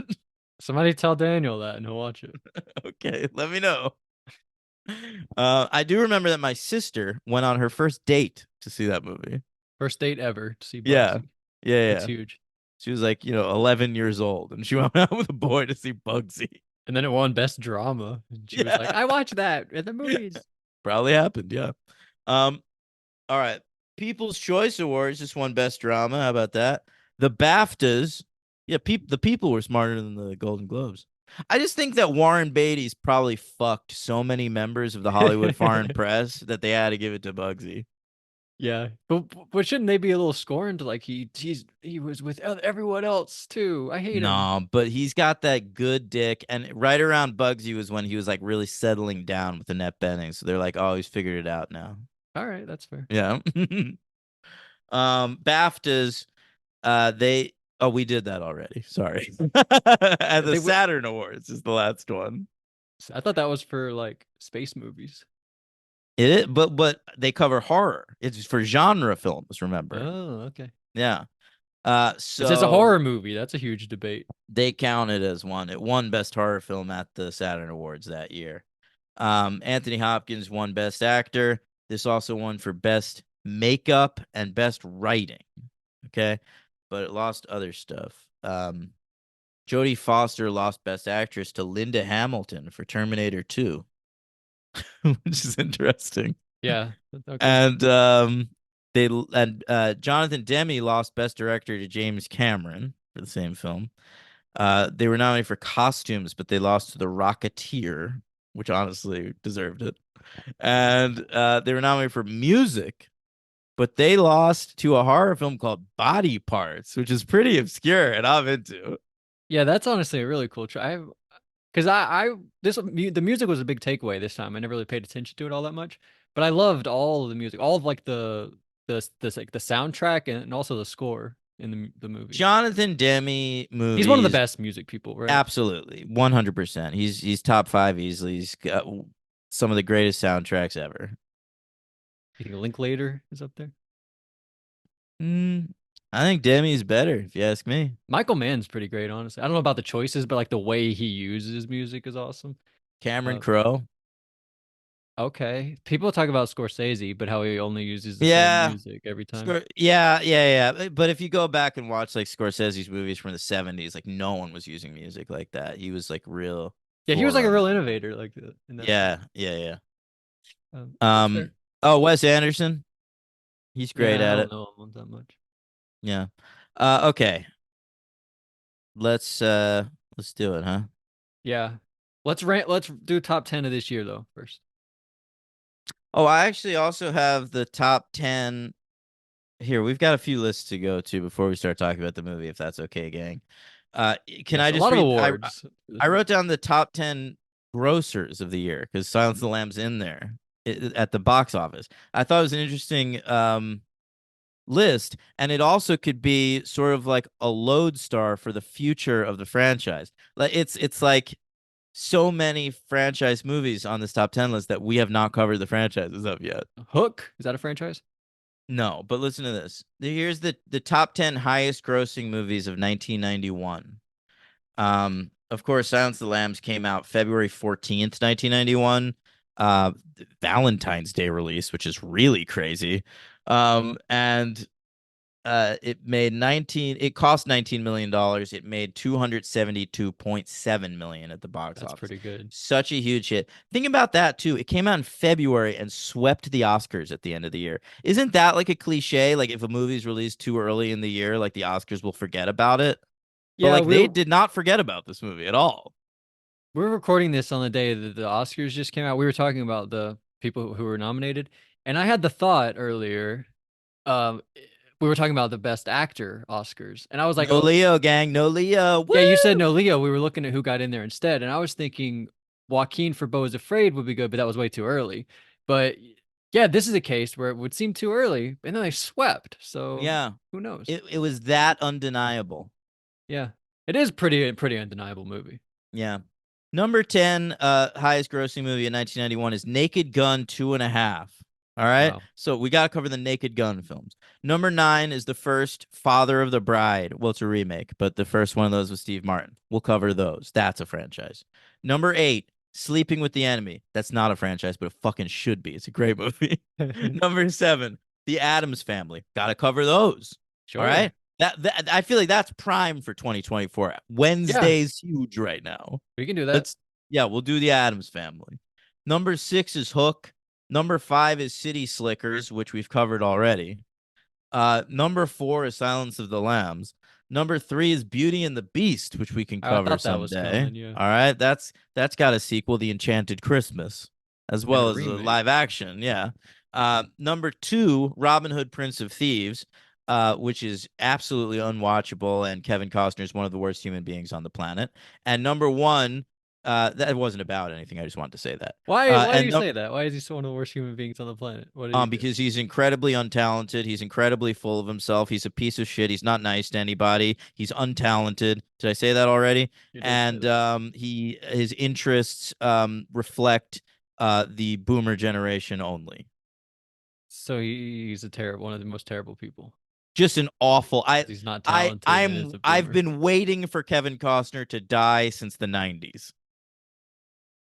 That's crazy. And I don't Sorry. feel that way about anybody. I do. Maybe Feel that Donald way about a Trump. number of people. Yeah. All right. And the number one, of course, for 91 was T2. Yeah, of course. Yeah, which we've covered. And I gave 5 stars to, as I will to this film.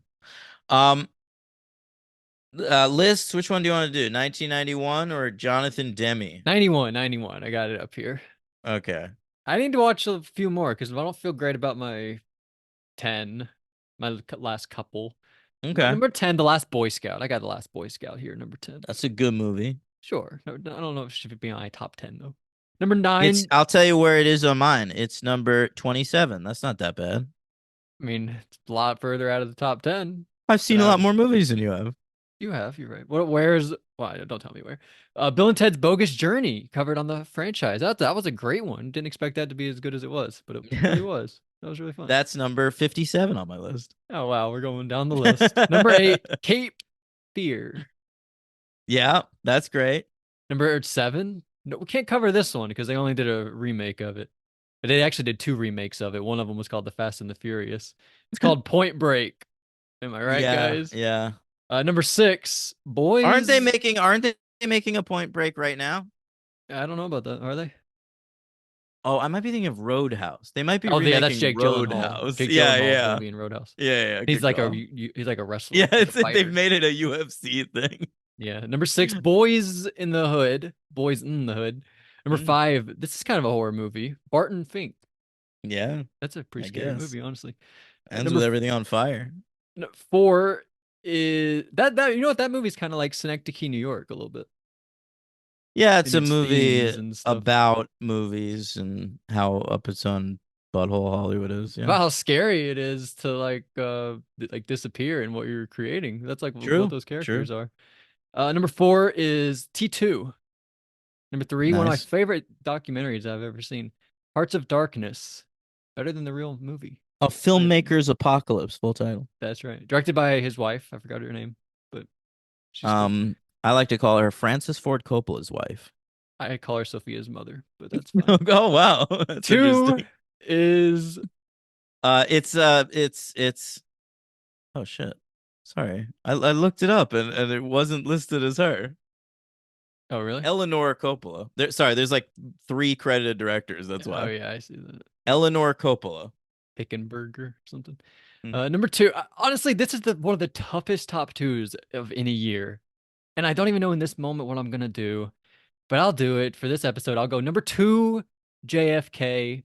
Number 1, The Silence of the Lambs. But those are 2 of Yeah, I didn't my realize favorite you movies. love JFK that much. I really do. I mean, I watched it for the first time like 5 months ago, and I was blown away, honestly. It's number 13 on my 1991 list. Wow. I'm not Yeah. even sure if it's in like under 13 of my favorite movies ever. Wow. That's not true. That's not true. All right, I'll give a couple honorables to Defending Your Life, The Man in the Moon, and People Under the Stairs. Dogfight. Dogfight just got picked up by the Criterion Collection, so check that out when that comes out, because that's a pretty obscure movie that not a lot of people know about. Yeah. Number 10 on my list though is Kenneth Branagh's Dead Again. Number 9, Cape Fear. Number 8, Jungle Fever. Number 7, Gus Van Sant's My Own Private Idaho. Number 6, Terminator 2, Judgment Day. Number 5 is Night on Earth by Jim Jarmusch. Number 4, City of Hope by John Sayles. Number 3, Barton Fink. Number 2, Boys in the Hood. You're such a show off. I love these choices. Why is that a show off? Not that specifically. Just I think this whole list is just such a showy list. This is the 10 best movies in 1991. Leave me alone. All right. I've got Terminator 2 on here. That's 6 at number 6. Night on Earth is ahead of it. Yeah. Number 2, Boys in the Hood, and number 1, Silence of the Lambs.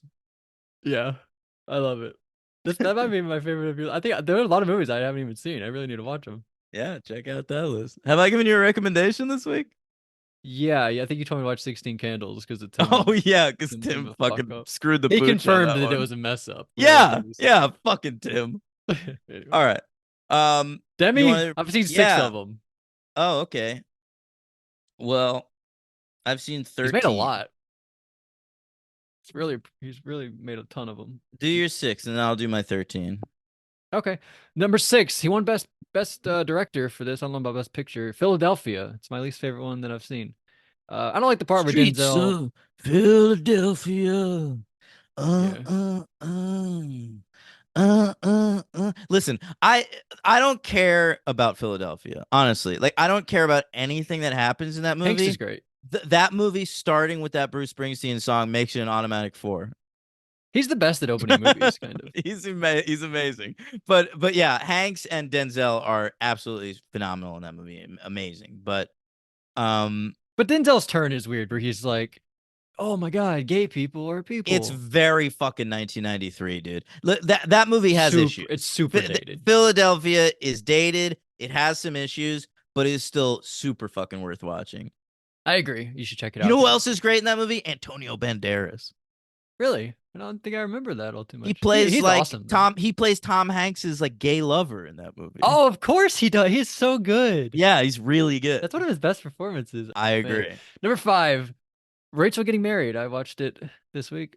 It I'm was really pretty good. excited. I'm really excited to talk about that movie further with you You really on like it. Hey, I'm Watching Here this Friday. Yeah.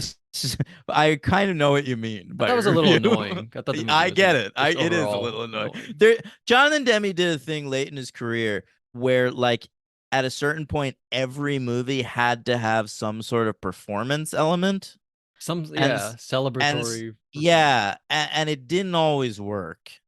And Rachel Getting Married is the weirdest one because the rest of the movie is pretty much a straight indie kind of feeling drama. And then like you've got this long stretch of wedding in the middle where everyone's like performing music and like the groom is played by the guy from TV on the radio. It's Yeah, very he sings a strange. fucking song. Everybody's Yeah, singing. yeah. It's crazy. We even have like we'll talk about it. So there's Rachel Getting Married. Number 4, Stop Making Sense. I just put that here. Didn't know where to put it. Number 3, Married to the Mob.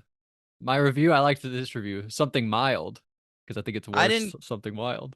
I liked that, but it also felt like an insult. And I I gave it feel like 4 stars. I know, but I was like, why are you insulting this 4-star movie? I thought it might come off that way, but I was like, well, somebody smart would see that I gave it a 4, and they'd know that I'm not insulting it.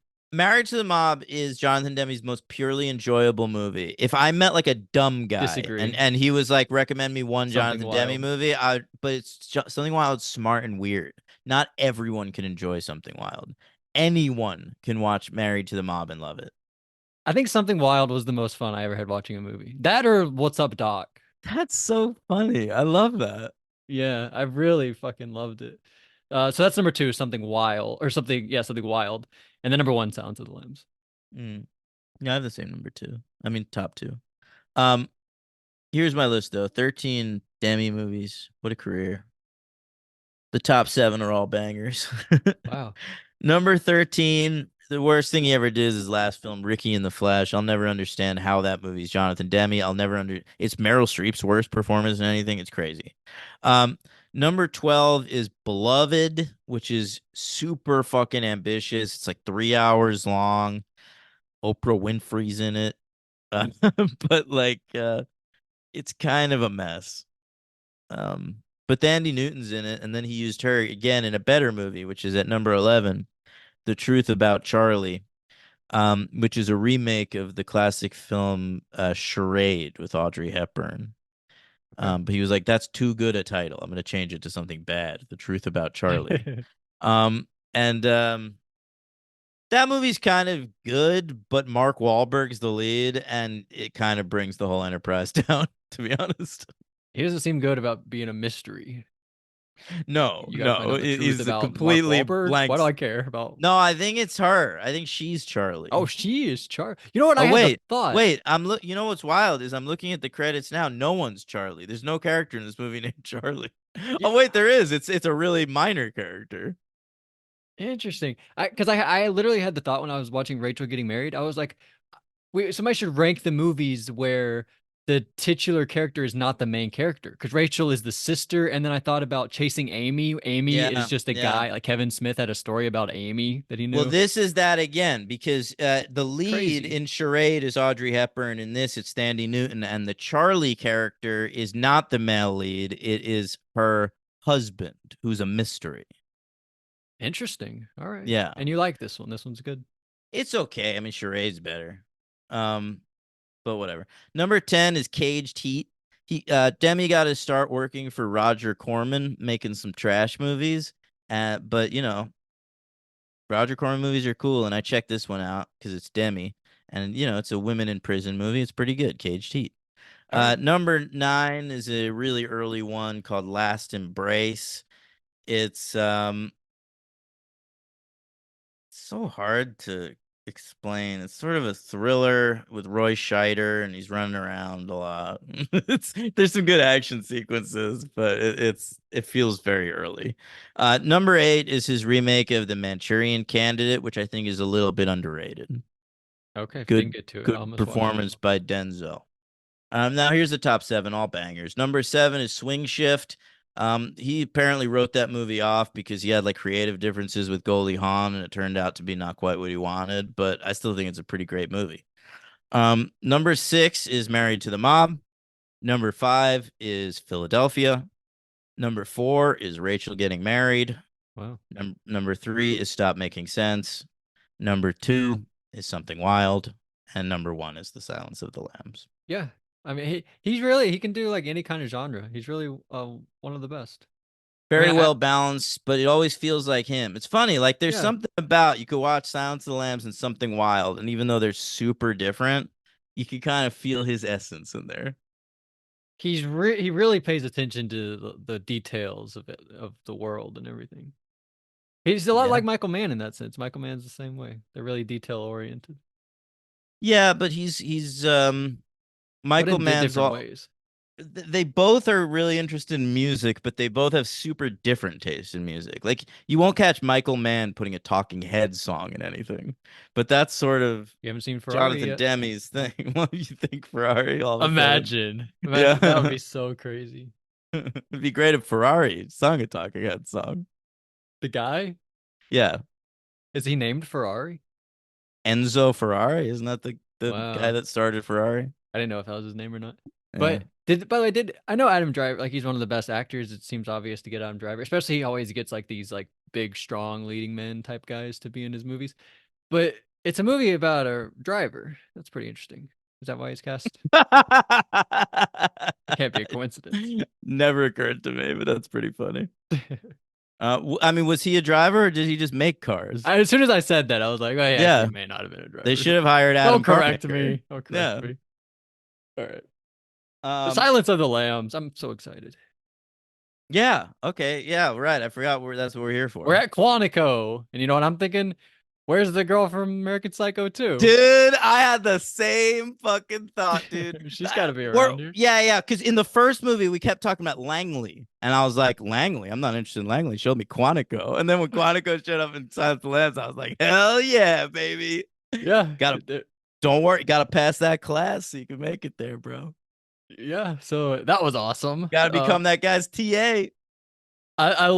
Speaking of like the detail, all the stuff at Quantico of like all the like men that walk by and check her out, like when her and her friend walk by and everything, and when she gets in the elevator and it's just all these guys and all throughout the build, there's just so many like men everywhere, and then it's her. Her friend, by the way, I mean, I agree with everything you're saying. That's yeah. But her Cassie friend, Lemons. I wanted to say, is played by Cassie Lemons, who went on to be a good filmmaker.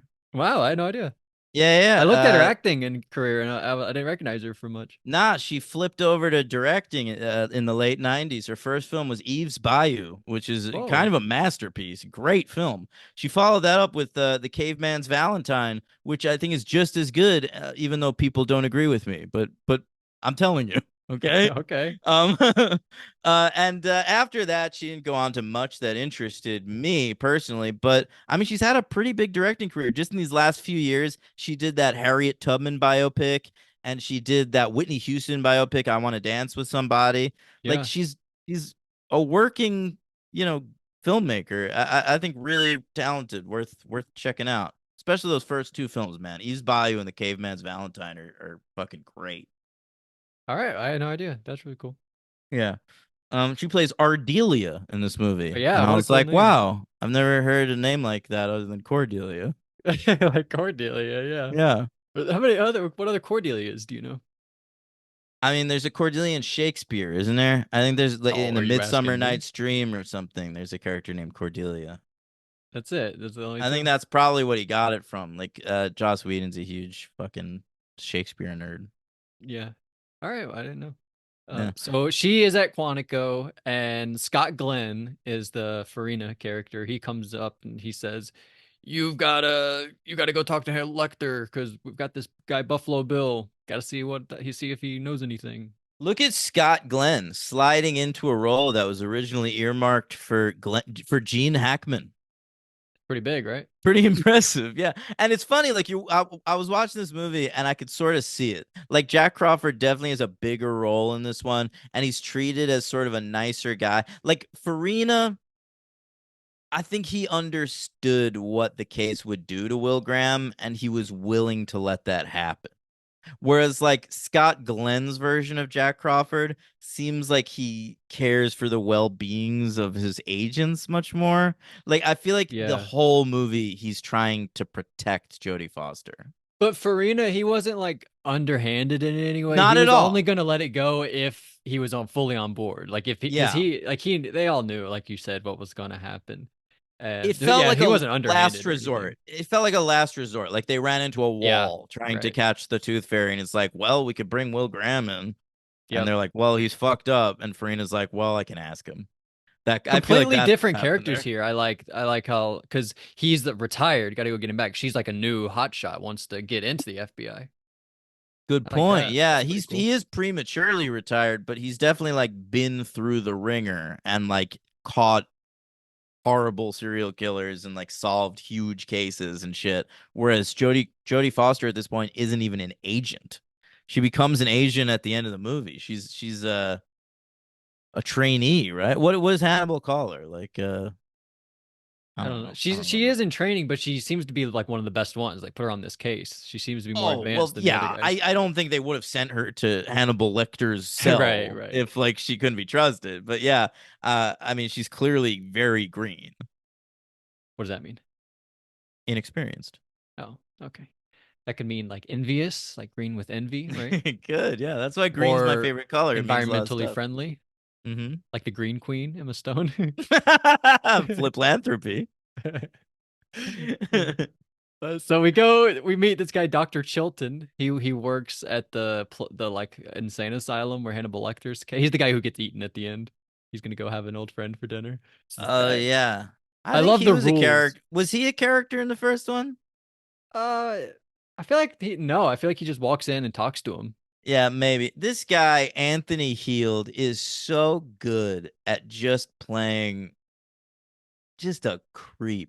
Like I A remember as a sleazy kid, guy. I remember like watching movies as a kid in the 90s, and like this was the kind of actor like he shows up in a movie, that's your villain. Yeah. Oh no, he can never be the good guy.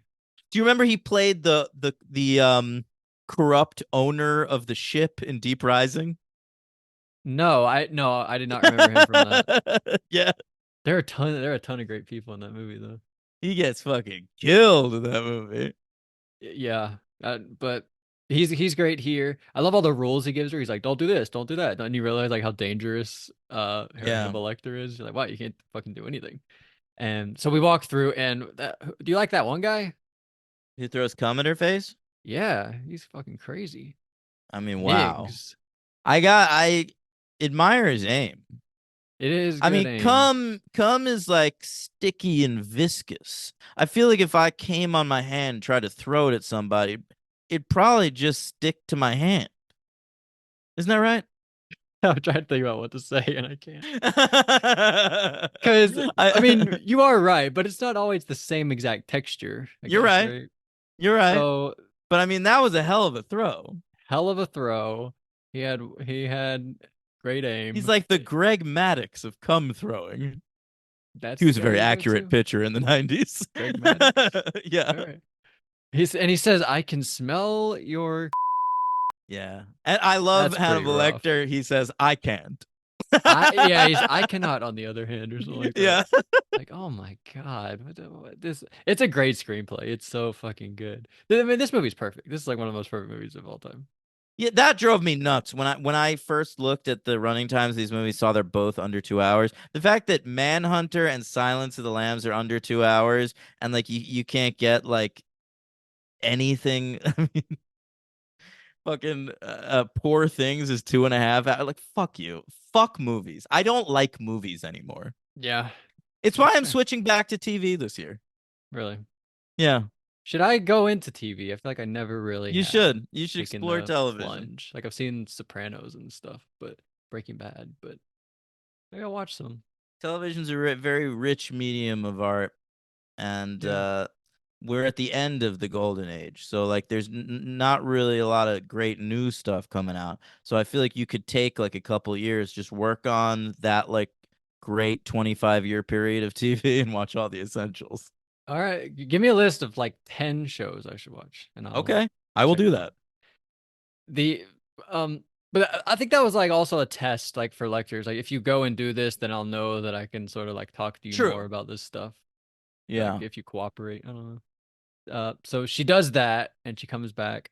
And he said his whole thing is you gotta get me transported to a new facility. I hate this place. Give me a nice view, and then I'll help you a little bit more. I want And to say she something agrees. Yeah. that I forgot to say. The dude who lets her into the cell is Frankie Faison, who's like this nice black guy that she's friendly with in this movie named Barney. Yeah. All right, he's a great actor. He's in The Wire. That blew my mind too, because this is supposed to be Baltimore, I thought he and kind I of was like, stuck out as bad, honestly. eat shit. I don't He was like understand the that one at all. character that thought was like out of the movie. Well, He was like playing a David Lynch character or something. He was like a fucking weirdo. what are you talking about? He's like, you can put your coat down over here, and but he like says it like he's like a serial killer. Like he should be in a cage. Hi, I'm Barney. He told you don't get near the glass. Yes, you did, Clarice, darling. Mm-hmm. Nice to meet you, Clarice. You can hang your coat up there if you like. Thank you, I will. He's past the others. The last cell, you keep to the right. I put out a chair for you. Oh, yes, that's very good, thank you. I'll be watching. You'll do fine. The nice black guy? Yeah, he wasn't that nice. He was weird, I thought. I felt he was the kindest character in was the entire unnerved. movie. I was honest. I felt like complete opposite, honestly. I think that's totally crazy, and you're wrong. In a movie of serial because, killers, this was the most uncomfortable I was throughout the entire movie. well, he comes back in both Hannibal and Red Dragon, and he is still a very kind, nice person. That's crazy, honestly. But I wanted to bring him up because he's actually in Manhunter. He's like a random cop in Manhunter. I like I spotted saw him in him in one the credits. scene. Yeah, And I and saw him so in this one. I was like, wasn't he in Manhunter? so it's strange. He's been in 4 different Hannibal Lecter movies. I think that's more than any other actor. I think that you're right. It's like how like C-3PO is in the most Star Wars movies. Or whatever. Yeah. Yeah, but sometimes he doesn't have his gold plating on yet. I thought you wouldn't recognize me with my Yeah. silver. That's a great joke. Come on. Or it's like his arm, isn't it?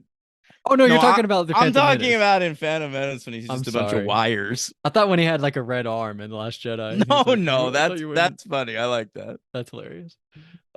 So scary part here, we meet Catherine. Catherine singing in her car.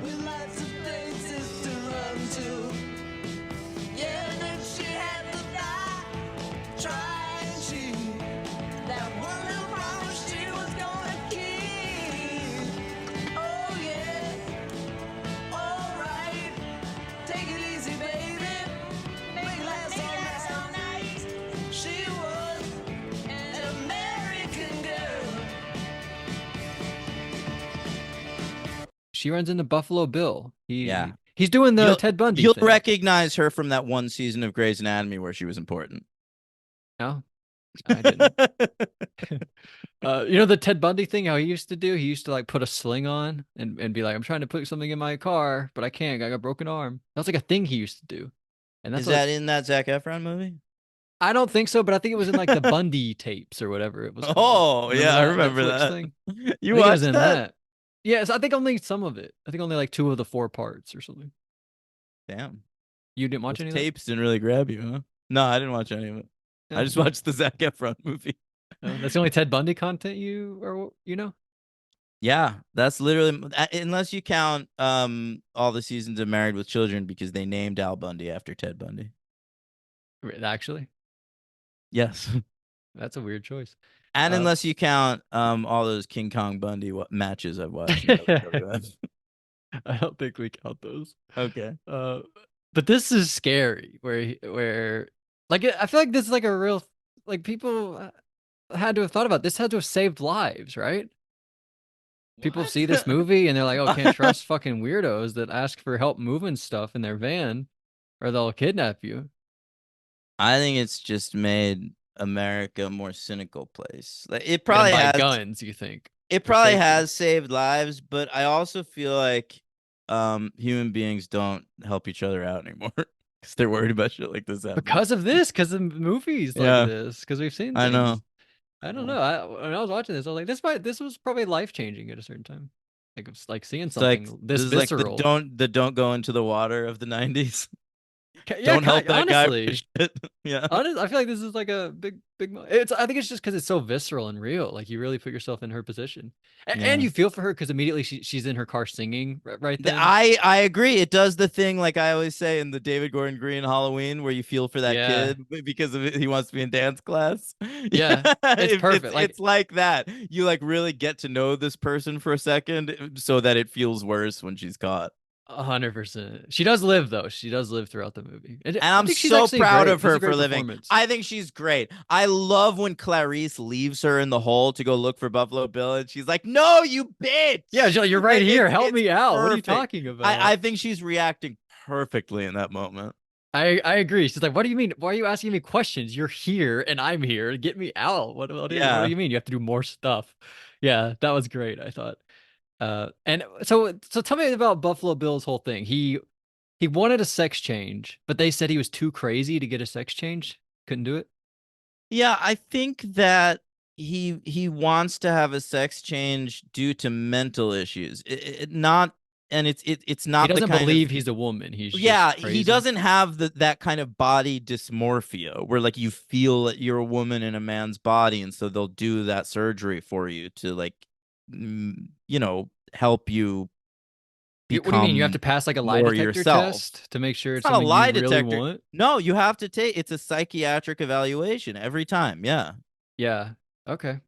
And so like, a lot of if you go in there honestly and you can talk about what you're experiencing, they'll go through with it. But like Right. he probably just came in and seemed like a fucking serial killer. So they're like, go home, get the fuck out of here. Um, So yeah. so yeah, that's interesting to me, and it's an early take on transgenderism that Is it offensive, you think? I don't think it is. I think you even. I Because he's mean, not transgender. whatever. It's always up to transgender people to decide what's offensive to them. The Right. same way it's up to Jews to decide what's offensive to us, even though we don't get that luxury. But sorry. But anyway, um, I I do like the moment where Jodie Foster.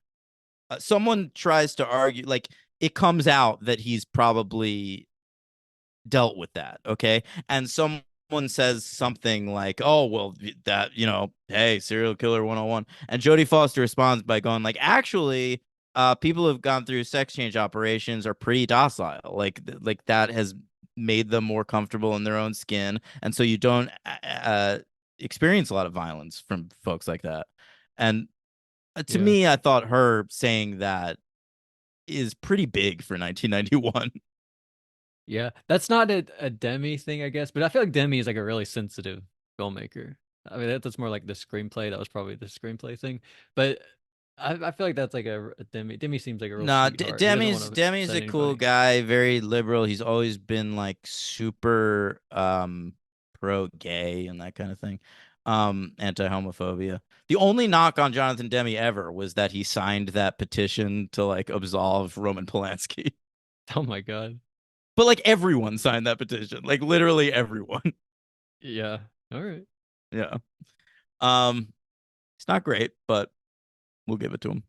So And he also wears people's skin. That's another thing. He likes to get, as he says, great big fat. I love that line where he's like, "Where's a great great big big fat person?" yeah.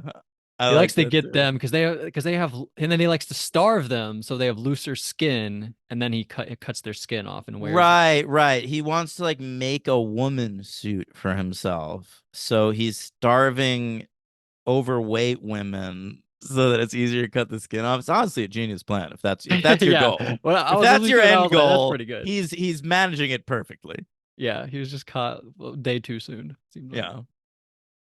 I do think it's fucked up though, because like Brooke Smith, the actress who plays the kidnappee, she's like not that overweight. Like they're no, calling no, her no, no. fat throughout this entire movie. No, And no, no. she's But there's just scenes like like where a they talk normal to looking person. they say just like round in the hips. They don't ever say she's like I think that's only the way he What about talks when about Buffalo her. Bill says she's a great big fat Well, that's person? just the way he talks about her. He's like he does he's not really connected to reality, that guy. I guess so. Uh, but so another thing he does is he putting the caterpillars in people's throats? Yeah. Or does he Yeah. want to get A caught? What's going seed on? pod. No, that's just like the crazy serial killer thing, right? Yeah, they Like, mark their kills or yeah, something. yeah. So, But that's I only a mean, movie thing. That's not a real life thing, is it? it is a real thing. Yes, absolutely. It's a real life thing. That's crazy. Why would you do that? I don't know. Why would you kill somebody? Who knows? Logan, I would argue that serial killers, Are not people sane. who kill many, many people, aren't the most sane. They're not the most rational people in the world. That's a pretty good take. Yeah. Like I haven't heard that argument, Yeah. but I think I might agree. That's pretty Thank you. good. That's my second hottest take of the episode after Anthony Hopkins is the third best Lecter. Um, Yeah, you're right. So but we get the mask, a big famous mask what mask? that we put on Hannibal Lecter. Remember Oh that guy yeah. came out at the Oscars with the big thing Of on? course, Who yeah. was that again? I forgot. I Mike don't remember. Wazowski. What's that guy's name? Sean Goodman, Billy No, it's the Crystal. other guy. Billy Crystal, wasn't it him? Yeah. Well, he was hosting like every year at that point. Yeah, so that was a great thing. Yeah, but I really it's mean that. That was because Chilton wants to speak to him privately, right? And so he like gets him up in this big. well, he has like a big walnut. thing with I think they put it on to transfer him, but then also he has like a big moment with the senator. It's like because weird thing in this movie actually is that the girl that's kidnapped is the daughter of the senator. Yeah. So he says that he knows the name of the person, so they transfer him down so he can speak to the senator person, and he gives her all the right information except he gives her the wrong name. It's like an anagram, and then he like creeps her out by talking about like pussy or whatever. He loves to do that. Oh yeah, he's like no, he says, did you breastfeed her? So like, something Right. about it hardened your nipples, and now you Way have to be a connection. fucking weirdo, Hannibal. Would you come see now? This is why this is my least favorite Hannibal Lecter. It's because He's and gross. I get it. I get it because part of it is that this version of Hannibal Lecter has been locked up for years longer than the Hannibal Lecter we met in Manhunter. So that makes sense to me. But I look at Anthony Hopkins Hannibal Lecter and I cannot imagine how this person ran a psychiatric practice for a number of years without just knowingly being a murderer. You Yeah, know, it's a little over the top, and like this guy is clearly insane. This I is not a normal can't person. imagine a world where he was able to survive in the real world day to day as a person with this living inside of him. It just does. I can't see that. Whereas the Brian Cox portrayal of Hannibal Lecter, and especially the Mads Mikkelsen, because he is a psychiatrist at the start of that show, I can completely see that.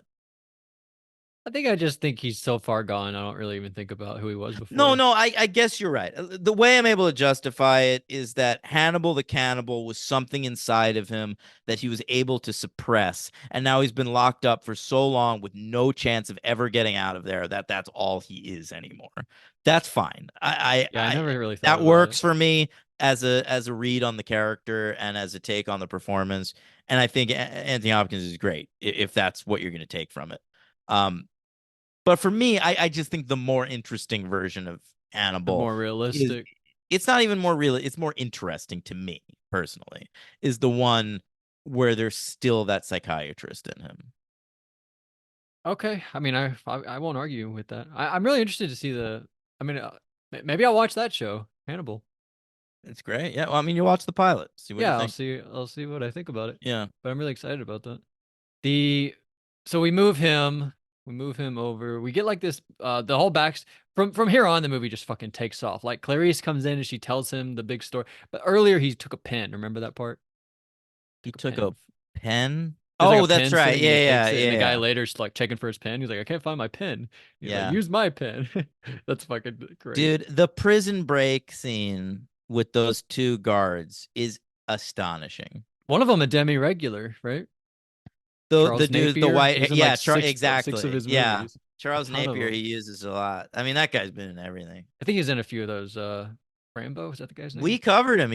He's in Rambo 2. He pops up in that, and he's in Three Ninjas? Austin Powers. He's in the Austin Powers movies. Oh, I wasn't here for that. But yeah, that I mean, first of all, we get the scene where she talks about the lambs. I never really understood the title of the movie when I was younger. I This watched movie's this and I like was like, what is this this? movie's like Chasing Amy, dude. The Lambs. The That's the lead, and we lambs. we don't know. It's like a nothing part of the movie, but uh, Yeah. listen, I remember as a kid, all right, this movie came out when I was 6 years old. Okay. So I'm like starting to get interested in movies at that point, but like this is obviously way too old for me. So I remember being in a video store a lot in 1991 and seeing this video cover, and you'd look at it and it's the cover, The Silence of the Lambs, right? But then The she's moth. got like a butterfly or a Yeah. moth, yeah, on her mouth. And like, I don't know. I think I when I was a kid, I decided in my head I thought this was a movie about some sort of parasite where like it was butterflies that would like fly down your throat and take over your body. Like I thought it was gonna be like an invasion of the body snatchers kind of thing, and the Silence of the Lambs was some sort of metaphor for whatever was going on. Um, I I had the same thought honestly when I was younger. it's honestly a very as a kid, the cover of this movie matched with the title was completely impenetrable to me. Yeah. I had the same thing. I don't know if you know this, but Auburn, which is a place in Alabama, their college football team is the Auburn Tigers, okay? But their little war chant thing is War Eagle. And I was like, why is it an eagle if they're the Tigers? How does that make any fucking sense? I always thought that my whole life. That You was don't have always. an explanation for me? That's I just mean, maybe there is one, but I don't that know. doesn't make any sense. I never cared enough to Google it. Is Auburn where Michael Jordan played baseball? I don't think so. It's where Charles Barkley went to college, though. Are you sure? I'm sure about that. Yeah. But I mean, I don't know about the Michael Jordan thing. Michael, you mean like professionally? There's not a professional team. You mean No, like but he did he never just played play one time? professionally. Michael Jordan quit basketball and played minor league baseball for like I'm a not year or sure. two. And I think that's where he played, Auburn. Maybe not in Alabama. I'll tell you right now, I'm gonna fucking look this shit up. Yeah, please do.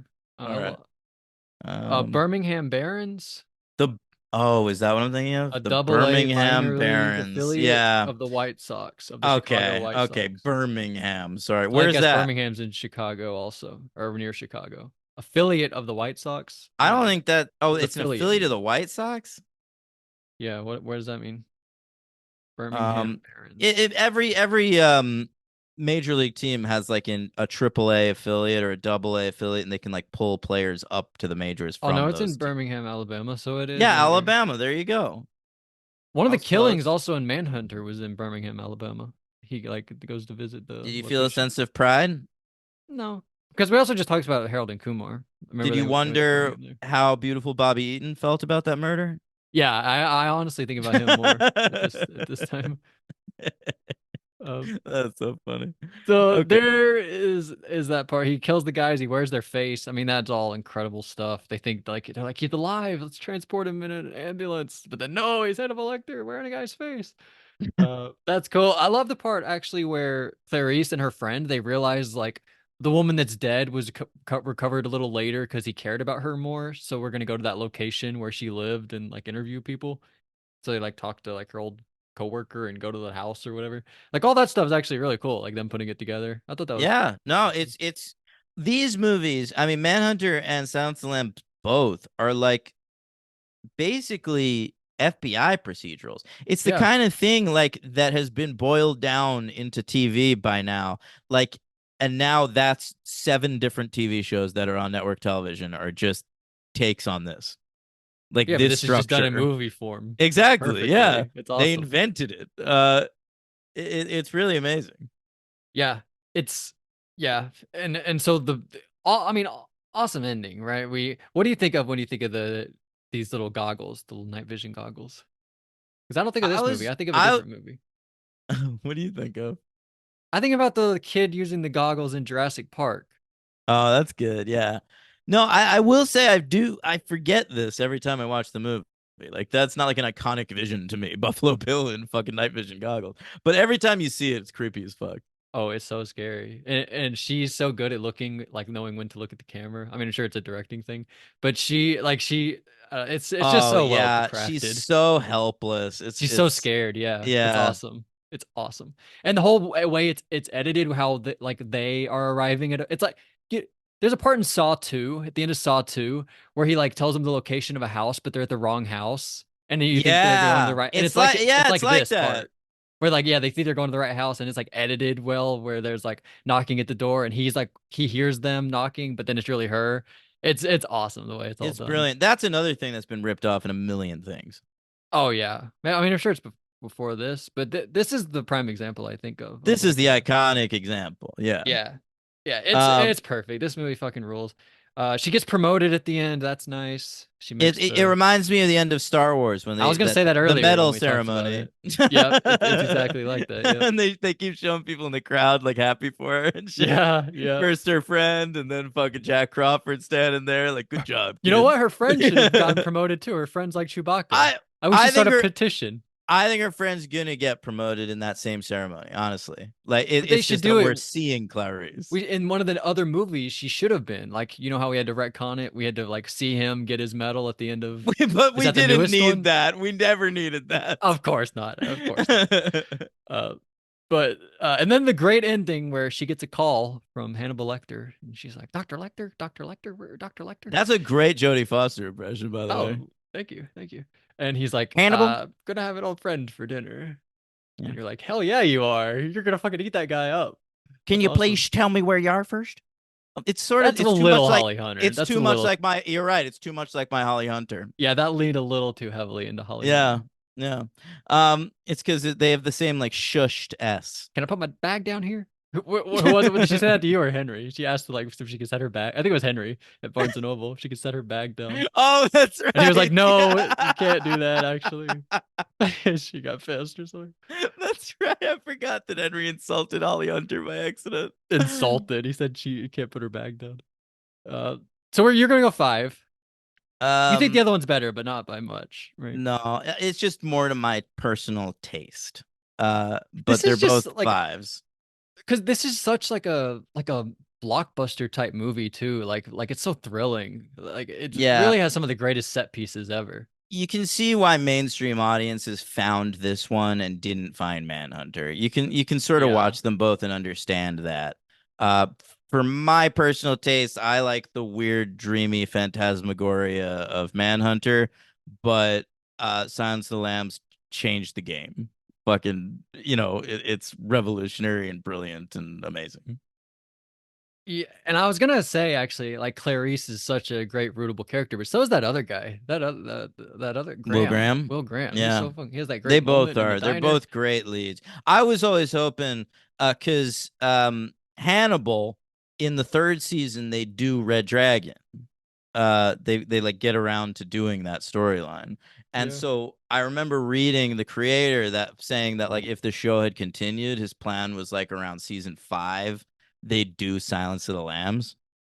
Yeah. And I was like, oh man, and then you'd get to see Will Graham and Clarice interact because he's Oh a my character God. on this show. I would have loved that so much. Would it have been the Clarice from the show, or they would have gotten a new one? Like it's a completely other thing. Are those connected at all? They're not. Clarice didn't premiere until a few years after Hannibal was canceled. Oh, I didn't know it was canceled actually. So I could actually watch that. It's only 3 seasons. Yeah, yeah. It's a satisfying ending, but it's definitely one of those endings where it's like we're planning it so it could either be the season or the series ending. Yeah. You think it Yeah, does a good so job at both though? it does a good job, but it's definitely not what the intention was. Yeah. All right. Yeah.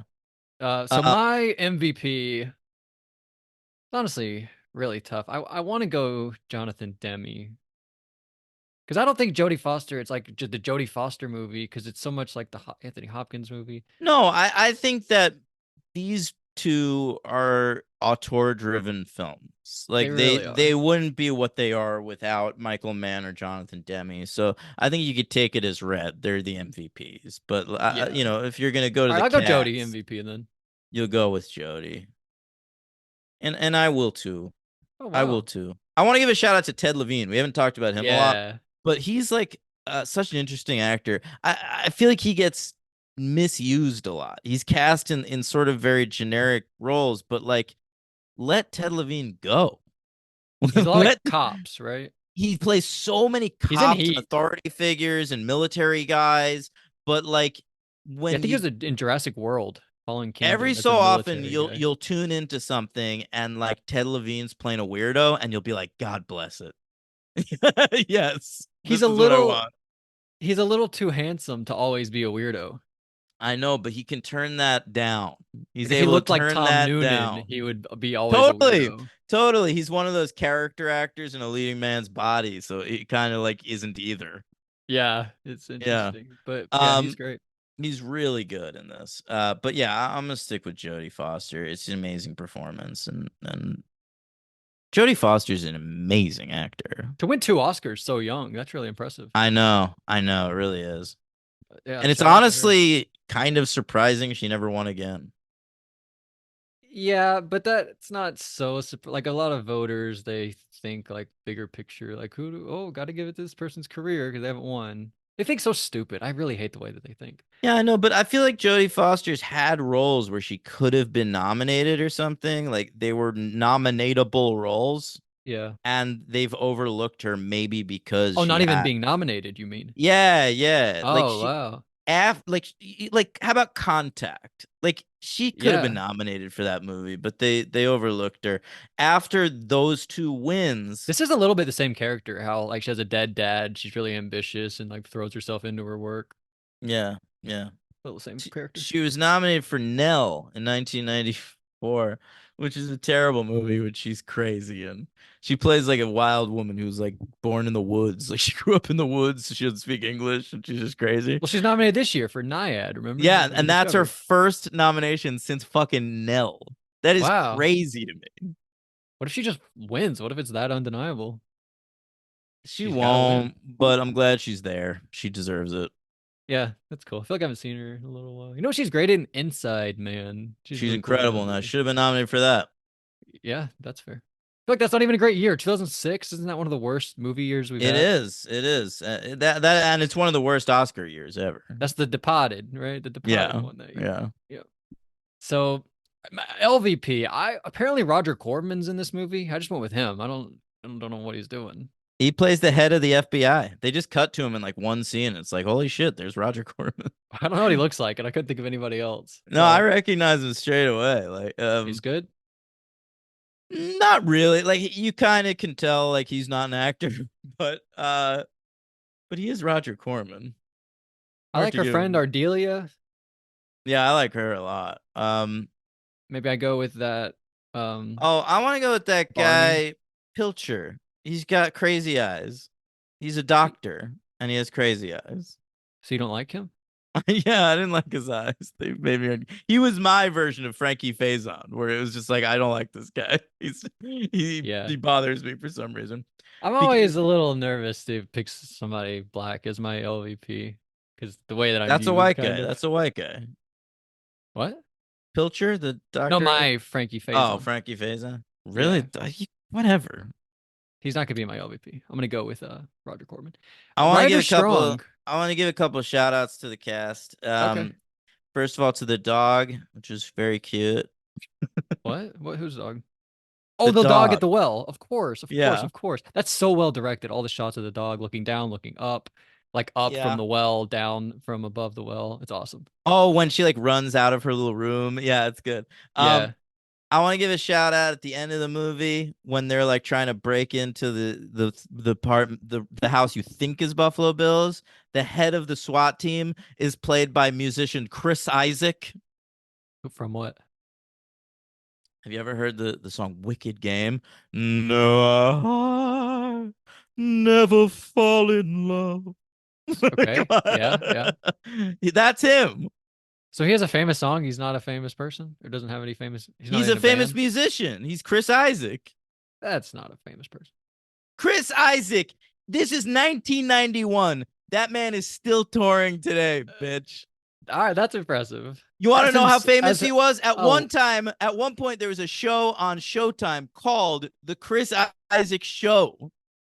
He's a solo act. Yes. I'm looking at him. I've never seen this guy before in my life. Never fall in love. He has one song, I guess.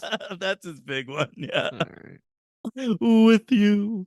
I also want to give a shout out. At one point, they cut to a TV, and there's like a black guy who's like an anchor man, and he's just like giving the news about Buffalo Bill. And he played the principal of Cape Side High on Dawson's Creek. I just wanted to say that. Wow, that's really cool. Principal. Yeah. That's got to be cool. I could see why you got excited about that. Like if Snyder was in a movie. Exactly. You'd get pumped, right? What was the other guy? Principal Flutie. Principal Flutie. I feel like he actually was in something Flutie once. He's been in a lot of stuff.